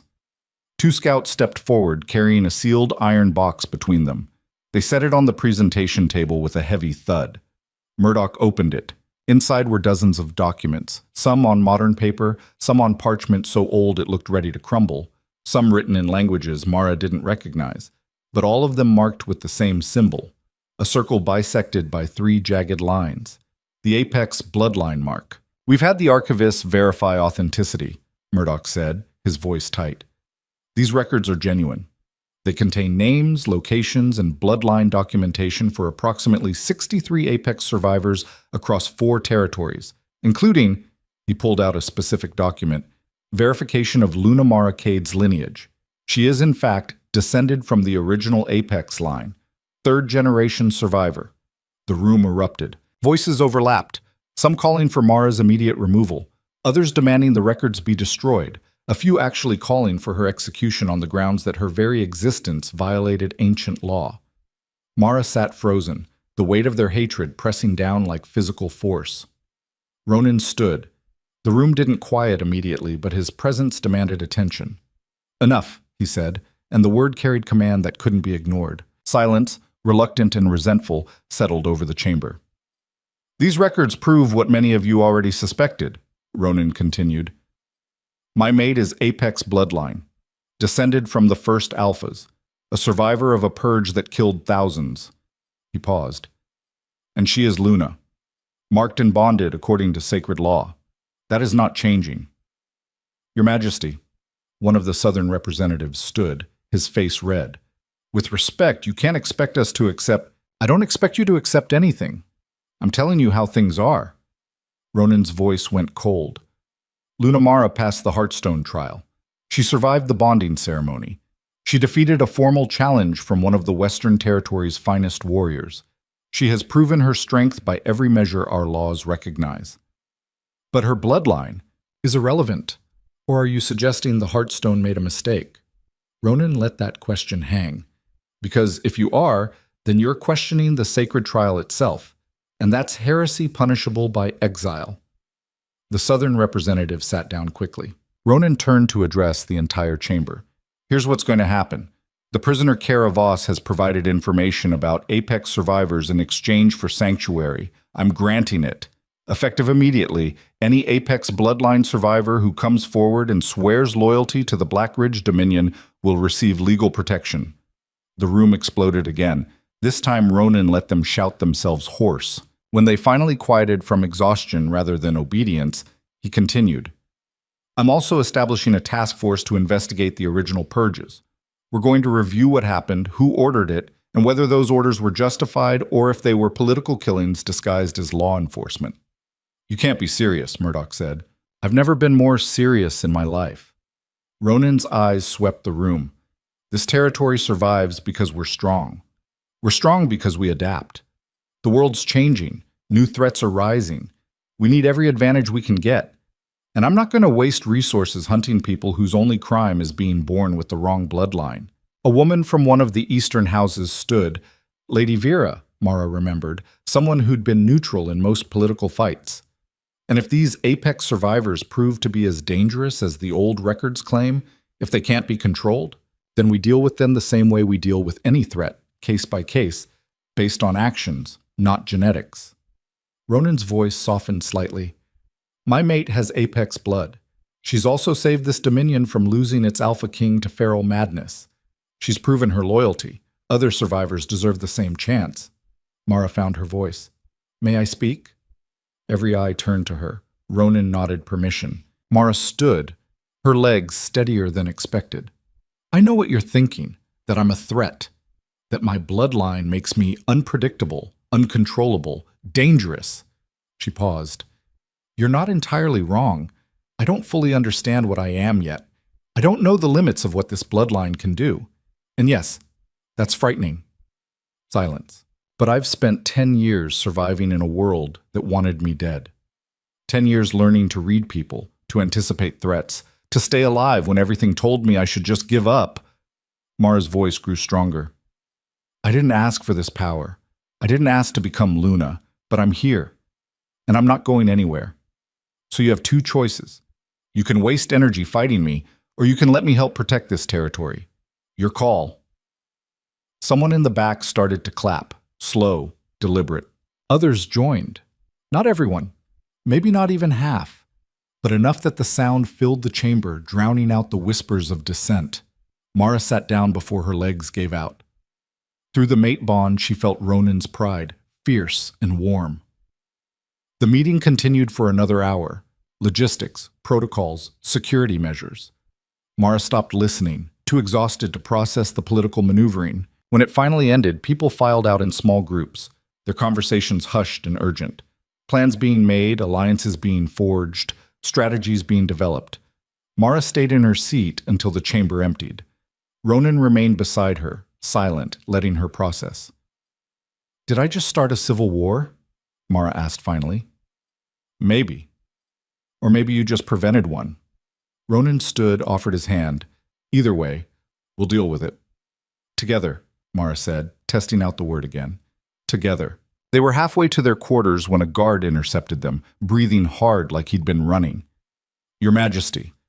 Report from the eastern border. There's been an incident. Ronan's entire posture shifted into combat readiness. What kind of incident? A group arrived, 20, maybe 25 people. They're claiming asylum, saying they're Apex bloodline survivors. The guard swallowed hard. And they're demanding to see the Luna. Mara's breath caught. Blood calls to blood, Kara had said. They're coming. Ronan looked at her. You ready for this? Mara thought about everything that had happened since she touched the Heartstone. The trial, the bonding, the fight with Celine, standing before the council and claiming her right to exist. She thought about the thing sleeping inside her, not so sleeping anymore. No, she said honestly, but let's do it anyway. They reached the eastern gates as the sun began setting, painting the sky in shades of blood and fire. The group waiting there looked like survivors, thin, wary, armed with weapons that had seen hard use. Their clothes were mismatched, their faces weathered by lives spent running and hiding. But when Mara approached, they all turned toward her with the same expression. Recognition. A woman stepped forward, older, maybe 40, with scars crossing her face and eyes the color of winter storms. Luna Mara Cade, daughter of the Apex line. Her voice carried old formality. We've come to pledge our service, to stand with our own, to stop hiding. Mara's throat tightened. Behind the woman, she saw others. A young man barely older than her, a family with 2 small children, an elderly warrior who looked like he'd fought in wars before Mara was born. Her people. You don't have to kneel to me, Mara said. We're not kneeling to you, the scarred woman replied. We're standing with you. There's a difference. One by one, the survivors stepped forward, speaking their names, their old pack affiliations, their stories of survival. And Mara listened to each one, feeling the thing inside her respond to their presence, recognizing them on a level deeper than conscious thought. Her bloodline, her family, not gone, not extinct, just waiting for someone brave enough or stupid enough to stand up first. Ronan watched from a few feet away, his hand resting on his weapon, but his expression open. When the last survivor had introduced themselves, he stepped forward. You're all welcome in Blackridge, he said, under the protection of the throne. Any who swear loyalty will be given housing, work, and legal status. The scarred woman's eyes moved between Ronan and Mara. And if we don't want to swear to a throne, if we just want to live without fear, then live without fear, Ronan said simply. The sanctuary offer has no strings beyond basic law. Don't kill people. Don't start wars. Pay your taxes. Same rules as everyone else. Shocked silence. Then the scarred woman smiled, genuine, surprised, hopeful. You're not what I expected, Alpha King. I get that a lot. That night, Mara stood at the window of her quarters, watching the new arrivals being settled into temporary housing in the complex's outer buildings. 25 people. Not an army. Not even close to enough to shift the political balance. But it was a start. They'll keep coming, Ronan said, joining her at the window. Kara's records are spreading. Other survivors are hearing about what happened here. Word travels fast in desperate communities. Are you ready for that? For your territory to become a refuge for the bloodline everyone else wants dead? Are you? He countered. Mara thought about it, really thought about it. She'd spent 10 years being invisible, being nobody, surviving by making herself so small and forgettable that danger passed her by, that life was gone, burned away the moment she touched the Heartstone. Now she was visible, marked, the face of a bloodline rising from extinction. I don't know, she said honestly, but I'm tired of running. I'm tired of hiding. I'm tired of pretending to be weak when I'm not. Then don't. Ronan's hand found hers. Be what you are. Let the bloodline wake up. Let them see what the Heartstone saw in you. Through the window, Mara watched one of the children, maybe 6 years old, playing with the others, laughing in a way that suggested she hadn't had much opportunity for laughter recently. That child deserved to grow up without fear. They all did. Okay, Mara said quietly. Let's do this. Let's give them sanctuary. Let's protect the survivors. Let's change how this world works. Just like that? Just like that. She turned to face him. You said you needed someone who wouldn't break under pressure. Someone strong enough to stand beside you. Well, you got her. So let's figure out exactly what that means. Ronan's expression shifted into something Mara was starting to recognize. The look of a man who just realized he might have underestimated his mate. This is going to be a disaster, he said. Probably. The high houses are going to rebel. Definitely. We might not survive it. Maybe, Mara squeezed his hand. But at least we'll go down fighting instead of hiding. For the first time since the bonding ceremony, Ronan's smile reached his eyes. I knew there was a reason I liked you, he said. Outside, the first stars appeared in the darkening sky.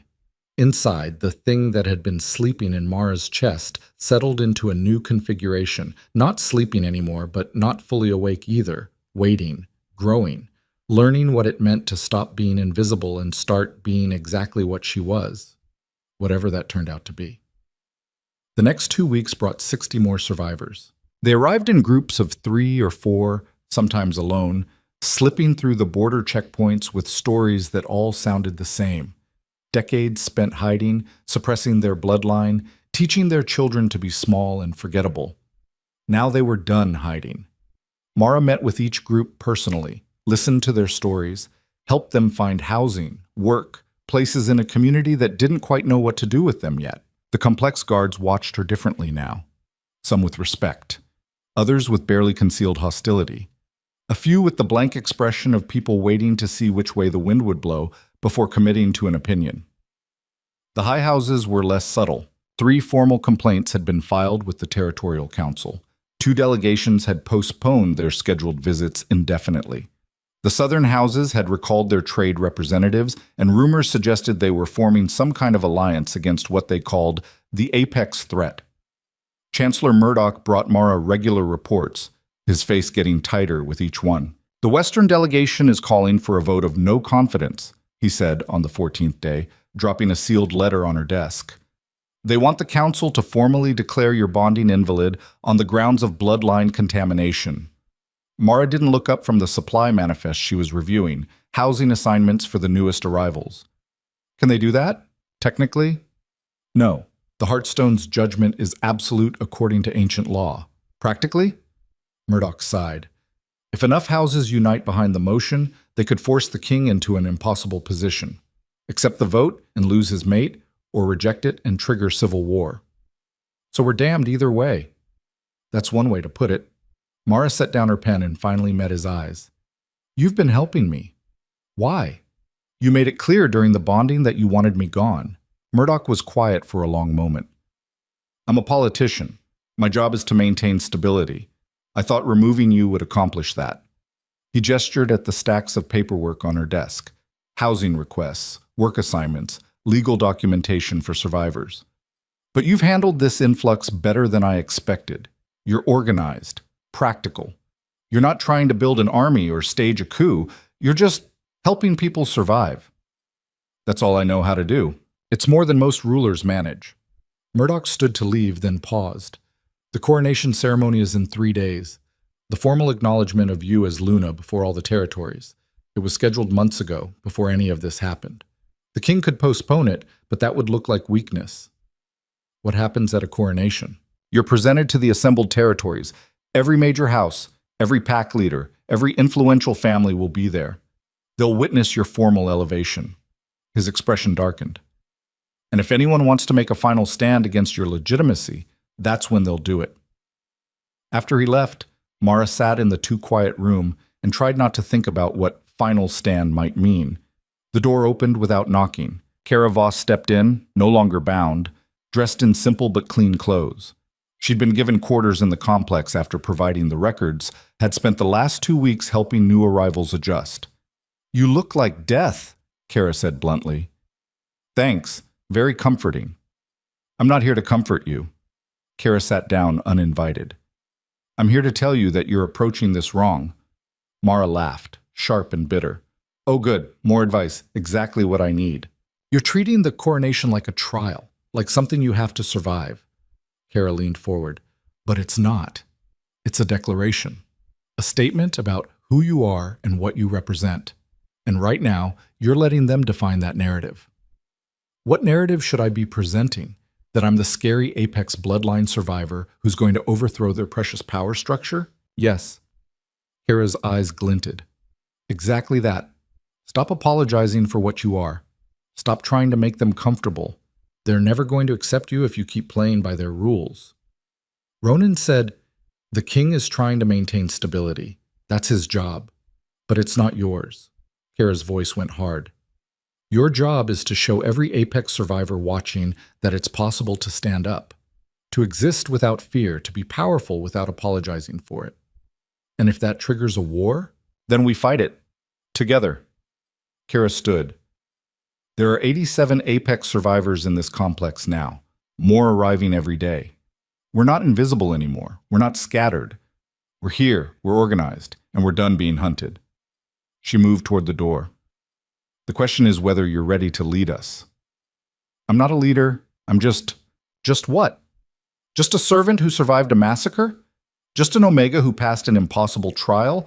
Just a woman who caught a blade mid-flight and defeated one of the Western Territory's finest warriors? Kara's smile was sharp. Keep telling yourself you're small. See how long that story holds up. She left before Mara could respond. Mara sat alone with Kara's words echoing in her head. With the weight of 87 lives depending on what happened in 3 days, with the sleeping thing in her chest that wasn't sleeping at all anymore. Just patient, waiting, coiled like a spring. Ready. The night before the coronation, Mara couldn't sleep.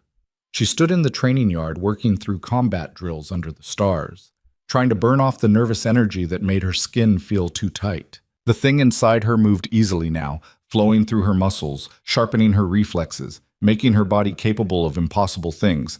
She'd stopped fighting it, stopped trying to suppress it. Kara was right. Apology hadn't saved her pack. Invisibility hadn't protected her. Only strength had kept her alive. Time to stop pretending otherwise. You're getting better, Ronan said from the shadows. Mara didn't startle. She'd felt him through the mate bond before he spoke. Can't sleep. Neither can I. He moved into the torchlight, already dressed in his formal armor. I've been reviewing security for tomorrow. There are 23 different scenarios where someone tries to kill you. Only 23 that we've identified. Could be more. His expression was grim. The Western delegation is bringing twice their normal guard. The Southern houses requested special accommodations near the ceremony platform. The Northern packs are being unusually cooperative, which is suspicious on its own. So basically everyone wants me dead and they're all planning something. That's my assessment, yes. Mara set down her practice weapon. Maybe we should postpone. Give people time to adjust. Or maybe we push forward and force them to make their move while we're ready for it. Ronan moved closer. I won't let them hurt you. You can't promise that. Watch me. His hand found her face, thumb brushing her cheekbone. The mate bond goes both ways. You die, I go feral. I'll burn down every house that contributed to your death before the madness takes me completely. That's not comforting. It's not meant to be. It's meant to be true. His gray eyes were storm dark. You're mine. I protect what's mine. The possessiveness should have bothered her. Instead, it settled something in her chest. The certainty that at least one person in this territory would fight for her. I'm scared, Mara admitted quietly. Good. Fear keeps you sharp. Ronan pulled her closer. But don't let it make you small. Whatever happens tomorrow, stand tall. Show them exactly what they're up against. Through the mate bond, Mara felt his absolute confidence in her, felt his certainty that she could handle whatever came next. She wanted to believe him. The coronation ceremony began at noon. The grand arena was packed beyond capacity. Thousands of spectators crammed into every available space, representatives from all the major territories, minor houses jockeying for position, and guards everywhere bristling with weapons. Mara wore formal robes in Luna white, the ceremonial markings of her new position embroidered in silver thread. Her neck was bare, showing Ronan's mark clearly.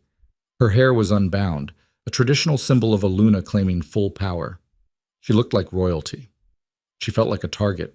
The ceremony started with formal acknowledgments, each territory's delegation presenting themselves, speaking their oaths of allegiance to the Black Ridge throne. It was tedious, political theater designed to reinforce the power structure. Mara stood beside Ronan on the central platform, trying to breathe normally while thousands of eyes tracked her every movement. Then came the moment she'd been dreading. Chancellor Murdoch stepped forward to perform the coronation rites, ancient words in the old language, binding Mara formally to her position as Luna. Do any here challenge this union? Murdoch's voice carried across the arena. Do any question the Luna's right to stand beside the Alpha King? Silence. Mara's heart hammered. Speak now or forever hold. I challenge. The voice came from the Western delegation. High Commander Thrace stood, his massive frame making the platform seem small. I challenge the Luna's legitimacy on the grounds of bloodline contamination. She is Apex Line, a genetic threat to the stability of all territories. Ancient law requires such bloodlines be eliminated. The crowd erupted. Ronan's hand found Mara's, his grip steady. Through the bond, she felt his fury, carefully controlled. Ancient law also states that the Heartstone's judgment is absolute, Ronan said, his voice cutting through the noise. The trial was witnessed by thousands. The Luna passed. Your challenge is invalid. The Heartstone was created before we understood the apex threat. Its criteria may be flawed. Thrace moved toward the platform. I demand a new trial, one that tests not just power but control, stability, the capacity to rule without threatening the very structure of our society. There is no provision for a second trial. Then make one. Or are you afraid of what we'll find? It was a trap, perfectly executed. If Ronan refused, it looked like he was hiding something. If he accepted, it gave the opposition legitimacy they didn't deserve. Mara felt every eye on her, felt the weight of 87 Apex survivors watching from the crowd, waiting to see if their Luna would fight or fold. She stepped forward. I accept, she said. Ronan's hand tightened on hers. Through the bond. What are you doing? Through the bond back, trusting the Heartstone, trusting myself. Name your trial, Mara said to Thrace. The High Commander's smile was predatory. Combat. You against a champion of my choosing. If you win, we acknowledge your legitimacy. If you lose, you step aside and let the king find a suitable mate. And if I'm killed in this combat, then the problem solves itself. Gasps from the crowd. Even Murdoch looked shocked at the blatant disregard for protocol. Ronan started to speak, but Mara cut him off. Agreed. Name your champion. Thrace gestured. From the Western delegation, a figure rose, massive, armored, moving with the deadly grace of a born killer. Not Celine. Someone bigger, older. A warrior Mara didn't recognize, but whose reputation she could read in the crowd's reaction. Fear. This was someone who'd killed professionally, someone trained specifically to eliminate threats, someone designed to end her. The champion stepped onto the platform, removed their helmet, and Mara got her first clear look. A woman, maybe 50.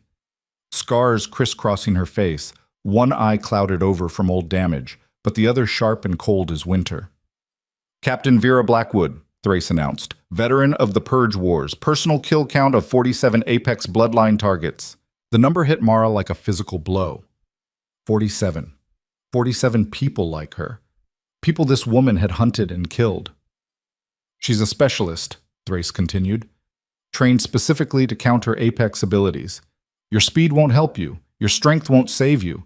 She knows every advantage your bloodline provides and exactly how to neutralize it. Vera said nothing, just watched Mara with the patient focus of a predator who'd already decided how this would end. Ronan pulled Mara aside, his voice low and urgent. You don't have to do this. We can refuse, fight them politically, and lose anyway. You said it yourself. They're forcing a decision. Mara looked at the champion, at the woman who'd made a career of killing people like her. At least this way it's honest. You could die. I could, or I could win. Mara met his eyes. Trust me. Trust what the Heartstone saw. For a long moment, Ronan just looked at her. Then he pulled her close, pressed his forehead to hers. Don't you dare die on me, he said. Wouldn't dream of it. They separated. Mara moved to the center of the platform, facing Vera across 10 feet of ancient stone. The rules were simple. No weapons. No interference. Fight until submission or death. The crowd went silent. Vera moved first, fast, precise, aiming for Mara's throat with a strike designed to crush her windpipe. The thing inside Mara surged up to meet it. What happened next, Mara experienced in fragments, her body moving faster than conscious thought. Vera's attacks coming in deadly combinations, each one designed to counter Apex reflexes, to predict the bloodline's advantages and eliminate them. But Vera had trained against Apex bloodline survivors who were suppressing their power, hiding, trying to pass as normal. Mara wasn't hiding anymore. She let the thing take over completely, let it flow through her like water, like fire, like something that had been caged too long, and finally remembered what freedom felt like. Vera's strikes landed, some of them, but they didn't do the damage they should. Mara's body adapted mid-fight, bones hardening, muscles compensating, healing almost as fast as the injuries occurred. Impossible, Vera breathed. Mara caught her wrist mid-strike. You've been hunting us for decades, killing us when we were weak, scattered, afraid. Her voice came out wrong, layered, echoing with something older. Did you really think we'd stay that way forever? She could feel it now, the full awakening, the bloodline surging through every cell, transforming her from the inside out. Her vision sharpened, her hearing expanded. She could smell fear on Vera's breath, could track the micro-adjustments in her stance, could predict her next 5 moves before she made them. This was what the Heartstone had seen. This was what she really was. Apex, first alpha, evolved predator. Mara moved, not to kill, not to destroy, just to end this. She swept Vera's legs, caught her mid-fall, and slammed her down on the platform hard enough to crack stone. Before the champion could recover, Mara was on her, hand at her throat, pressing just hard enough to make breathing difficult. Yield, Mara said. Vera's good eye blazed with fury and something that might have been respect. She tried to break free, couldn't, tried again, failed. Yield, Mara repeated. For a long moment, Vera just stared at her, then grudgingly, I yield. Mara released her and stood. The arena was dead silent. She turned to face the crowd, to face Thrace, to face every territory representative who'd come here expecting to watch her die. Anyone else? Her voice carried to every corner of the arena. Anyone else want to test whether I'm worthy? Whether I can control this power? Whether I deserve to stand as Luna? No one moved. High Commander Thrace's face had gone carefully blank. Beside him, Celine looked pale, shaken. Ronan stepped forward, his voice ringing with authority. The challenge has been met and won. Does the Western delegation acknowledge Luna Mara's legitimacy? Silence. Then, grudgingly, Thrace inclined his head. We acknowledge it. One by one, the other delegations followed. Some eager, some reluctant, but all of them bending to the reality of what they'd just witnessed. Mara had won. Not by hiding, not by being small, by being exactly what she was and daring them to do something about it. The coronation ceremony concluded in a blur. Formal oaths, ancient rites, Murdoch placing the Luna's circlet on Mara's head, a delicate thing of silver and black diamonds that felt heavier than it looked. When it was over, when the delegations finally began filing out, Mara stood on the platform and watched them go. 87 Apex survivors stood together in one section of the arena. As the crowd thinned, Mara could see them clearly, her people, no longer hiding, no longer afraid. They weren't kneeling, they were standing, watching, waiting. Kara was among them, that sharp smile on her weathered face. Mara walked toward them, leaving Ronan and the officials behind, moving through the thinning crowd until she stood before her bloodline. "I'm not your queen," she said quietly. "I'm not going to rule you or command you or tell you how to live." "Then what are you?" the scarred woman from the first group asked. Mara thought about it. About the girl who'd hidden in a root cellar. About the servant who'd scrubbed floors for 3 years. About the woman who'd touched the Heartstone and found out she was so much more than she'd believed. "I'm proof," she said finally. "Proof that we don't have to hide anymore. Proof that we can stand up, be seen, and survive it. Proof that the world can change if we're brave enough to change it." Silence. Then one by one, they stepped forward.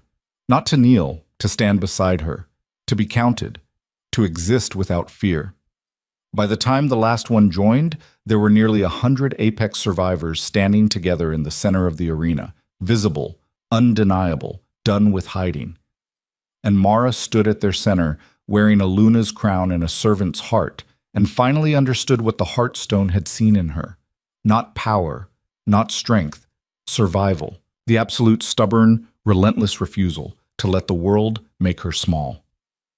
That night, after the celebrations and formal dinners and endless political maneuvering, Mara stood at her window watching the stars. Ronan found her there, still wearing his formal armor, looking exhausted and satisfied in equal measure. "You know you just changed everything, right?" he said. "I know. The territories are going to have to adapt, rewrite laws, acknowledge that Apex bloodlines exist and aren't going anywhere." "Good." He moved beside her, his presence warm and solid. "What you did today, standing in front of the entire Dominion and just existing without apology, that took more courage than any battle I've fought." Mara leaned into him. "I was terrified the entire time. I know. I felt it through the bond." His arm came around her shoulders. "But you did it anyway. That's what makes it courage." They stood in comfortable silence, watching the complex slowly settle into night. "What happens now?" Mara asked. "Now, we rebuild. We create new systems. We prove that power and diversity can coexist." Ronan paused. "And we prepare for whatever comes next, because this is just the beginning." Comforting. "It's not meant to be. It's meant to be true." Mara smiled despite herself. "You keep saying that." "Because you keep needing to hear it." He turned her to face him. "You're not alone anymore. You have me. You have your bloodline. You have a territory that's slowly learning to accept you. And most importantly, you have yourself, the version of yourself that touched the Heartstone and survived. That's not nothing. It feels like nothing sometimes. That's because you're still adjusting to being visible, to mattering, to having power." His hand found her face. "Give it time. You'll get used to it. And if I don't, then I'll remind you every day until you do." Through the mate bond, Mara felt his absolute certainty, his unwavering support, his bone-deep commitment to protecting what was his. She'd spent 10 years alone. She wasn't alone anymore. Downstairs, she could hear voices, Apex survivors settling into their new quarters, making plans, building community, building something that hadn't existed in decades, a future. Mara thought about the girl who'd hidden in a root cellar, too afraid to fight, too small to matter. That girl had survived, had endured, had found her way here, to this moment, to this person she'd become. "Thank you," Mara said quietly. Ronan raised an eyebrow. "For what?" For letting the Heartstone choose. For honoring the trial even when it gave you someone completely unsuitable. You were never unsuitable. You were just hiding. He pulled her closer. And I don't want your gratitude. I want your partnership, your strength, your stubborn refusal to break no matter what they throw at you. You might be the only person in this territory who sees that. Then everyone else is blind. His voice went soft. You're magnificent, even when you can't see it yourself. Mara let herself believe it, just for this moment, just for tonight. Tomorrow would bring new challenges, treaties to negotiate, alliances to forge, people who'd spend their entire lives trying to undermine what she'd built. But tonight, she was Luna. She was Apex. She was the woman who'd touched the Heartstone and lived, who'd fought a champion and won, who'd stood in front of thousands and refused to apologize for existing. She was exactly what she needed to be, and that would have to be enough. In the arena below, someone had lit a fire. Mara could see the Apex survivors gathering around it, their faces illuminated by flickering light, their voices carrying upward in conversation and laughter, and the tentative sounds of community being born. They'd come from hiding, from decades of fear and suppression and carefully constructed invisibility. And now they were here, together, visible, building something new, all because one scared Omega janitor had decided to stop running and face the impossible. Mara smiled, feeling the weight of her crown, the warmth of her mate, the certainty of her bloodline awakening fully in her chest. She'd spent 10 years being invisible. She'd never be invisible again. And somehow, impossibly, that felt like exactly where she was meant to be. The White Queen, the Apex Luna, the woman who'd survived extinction and come back stronger. Not because the world had been kind, but because she'd learned to be kinder to herself than the world had ever been. And that made all the difference.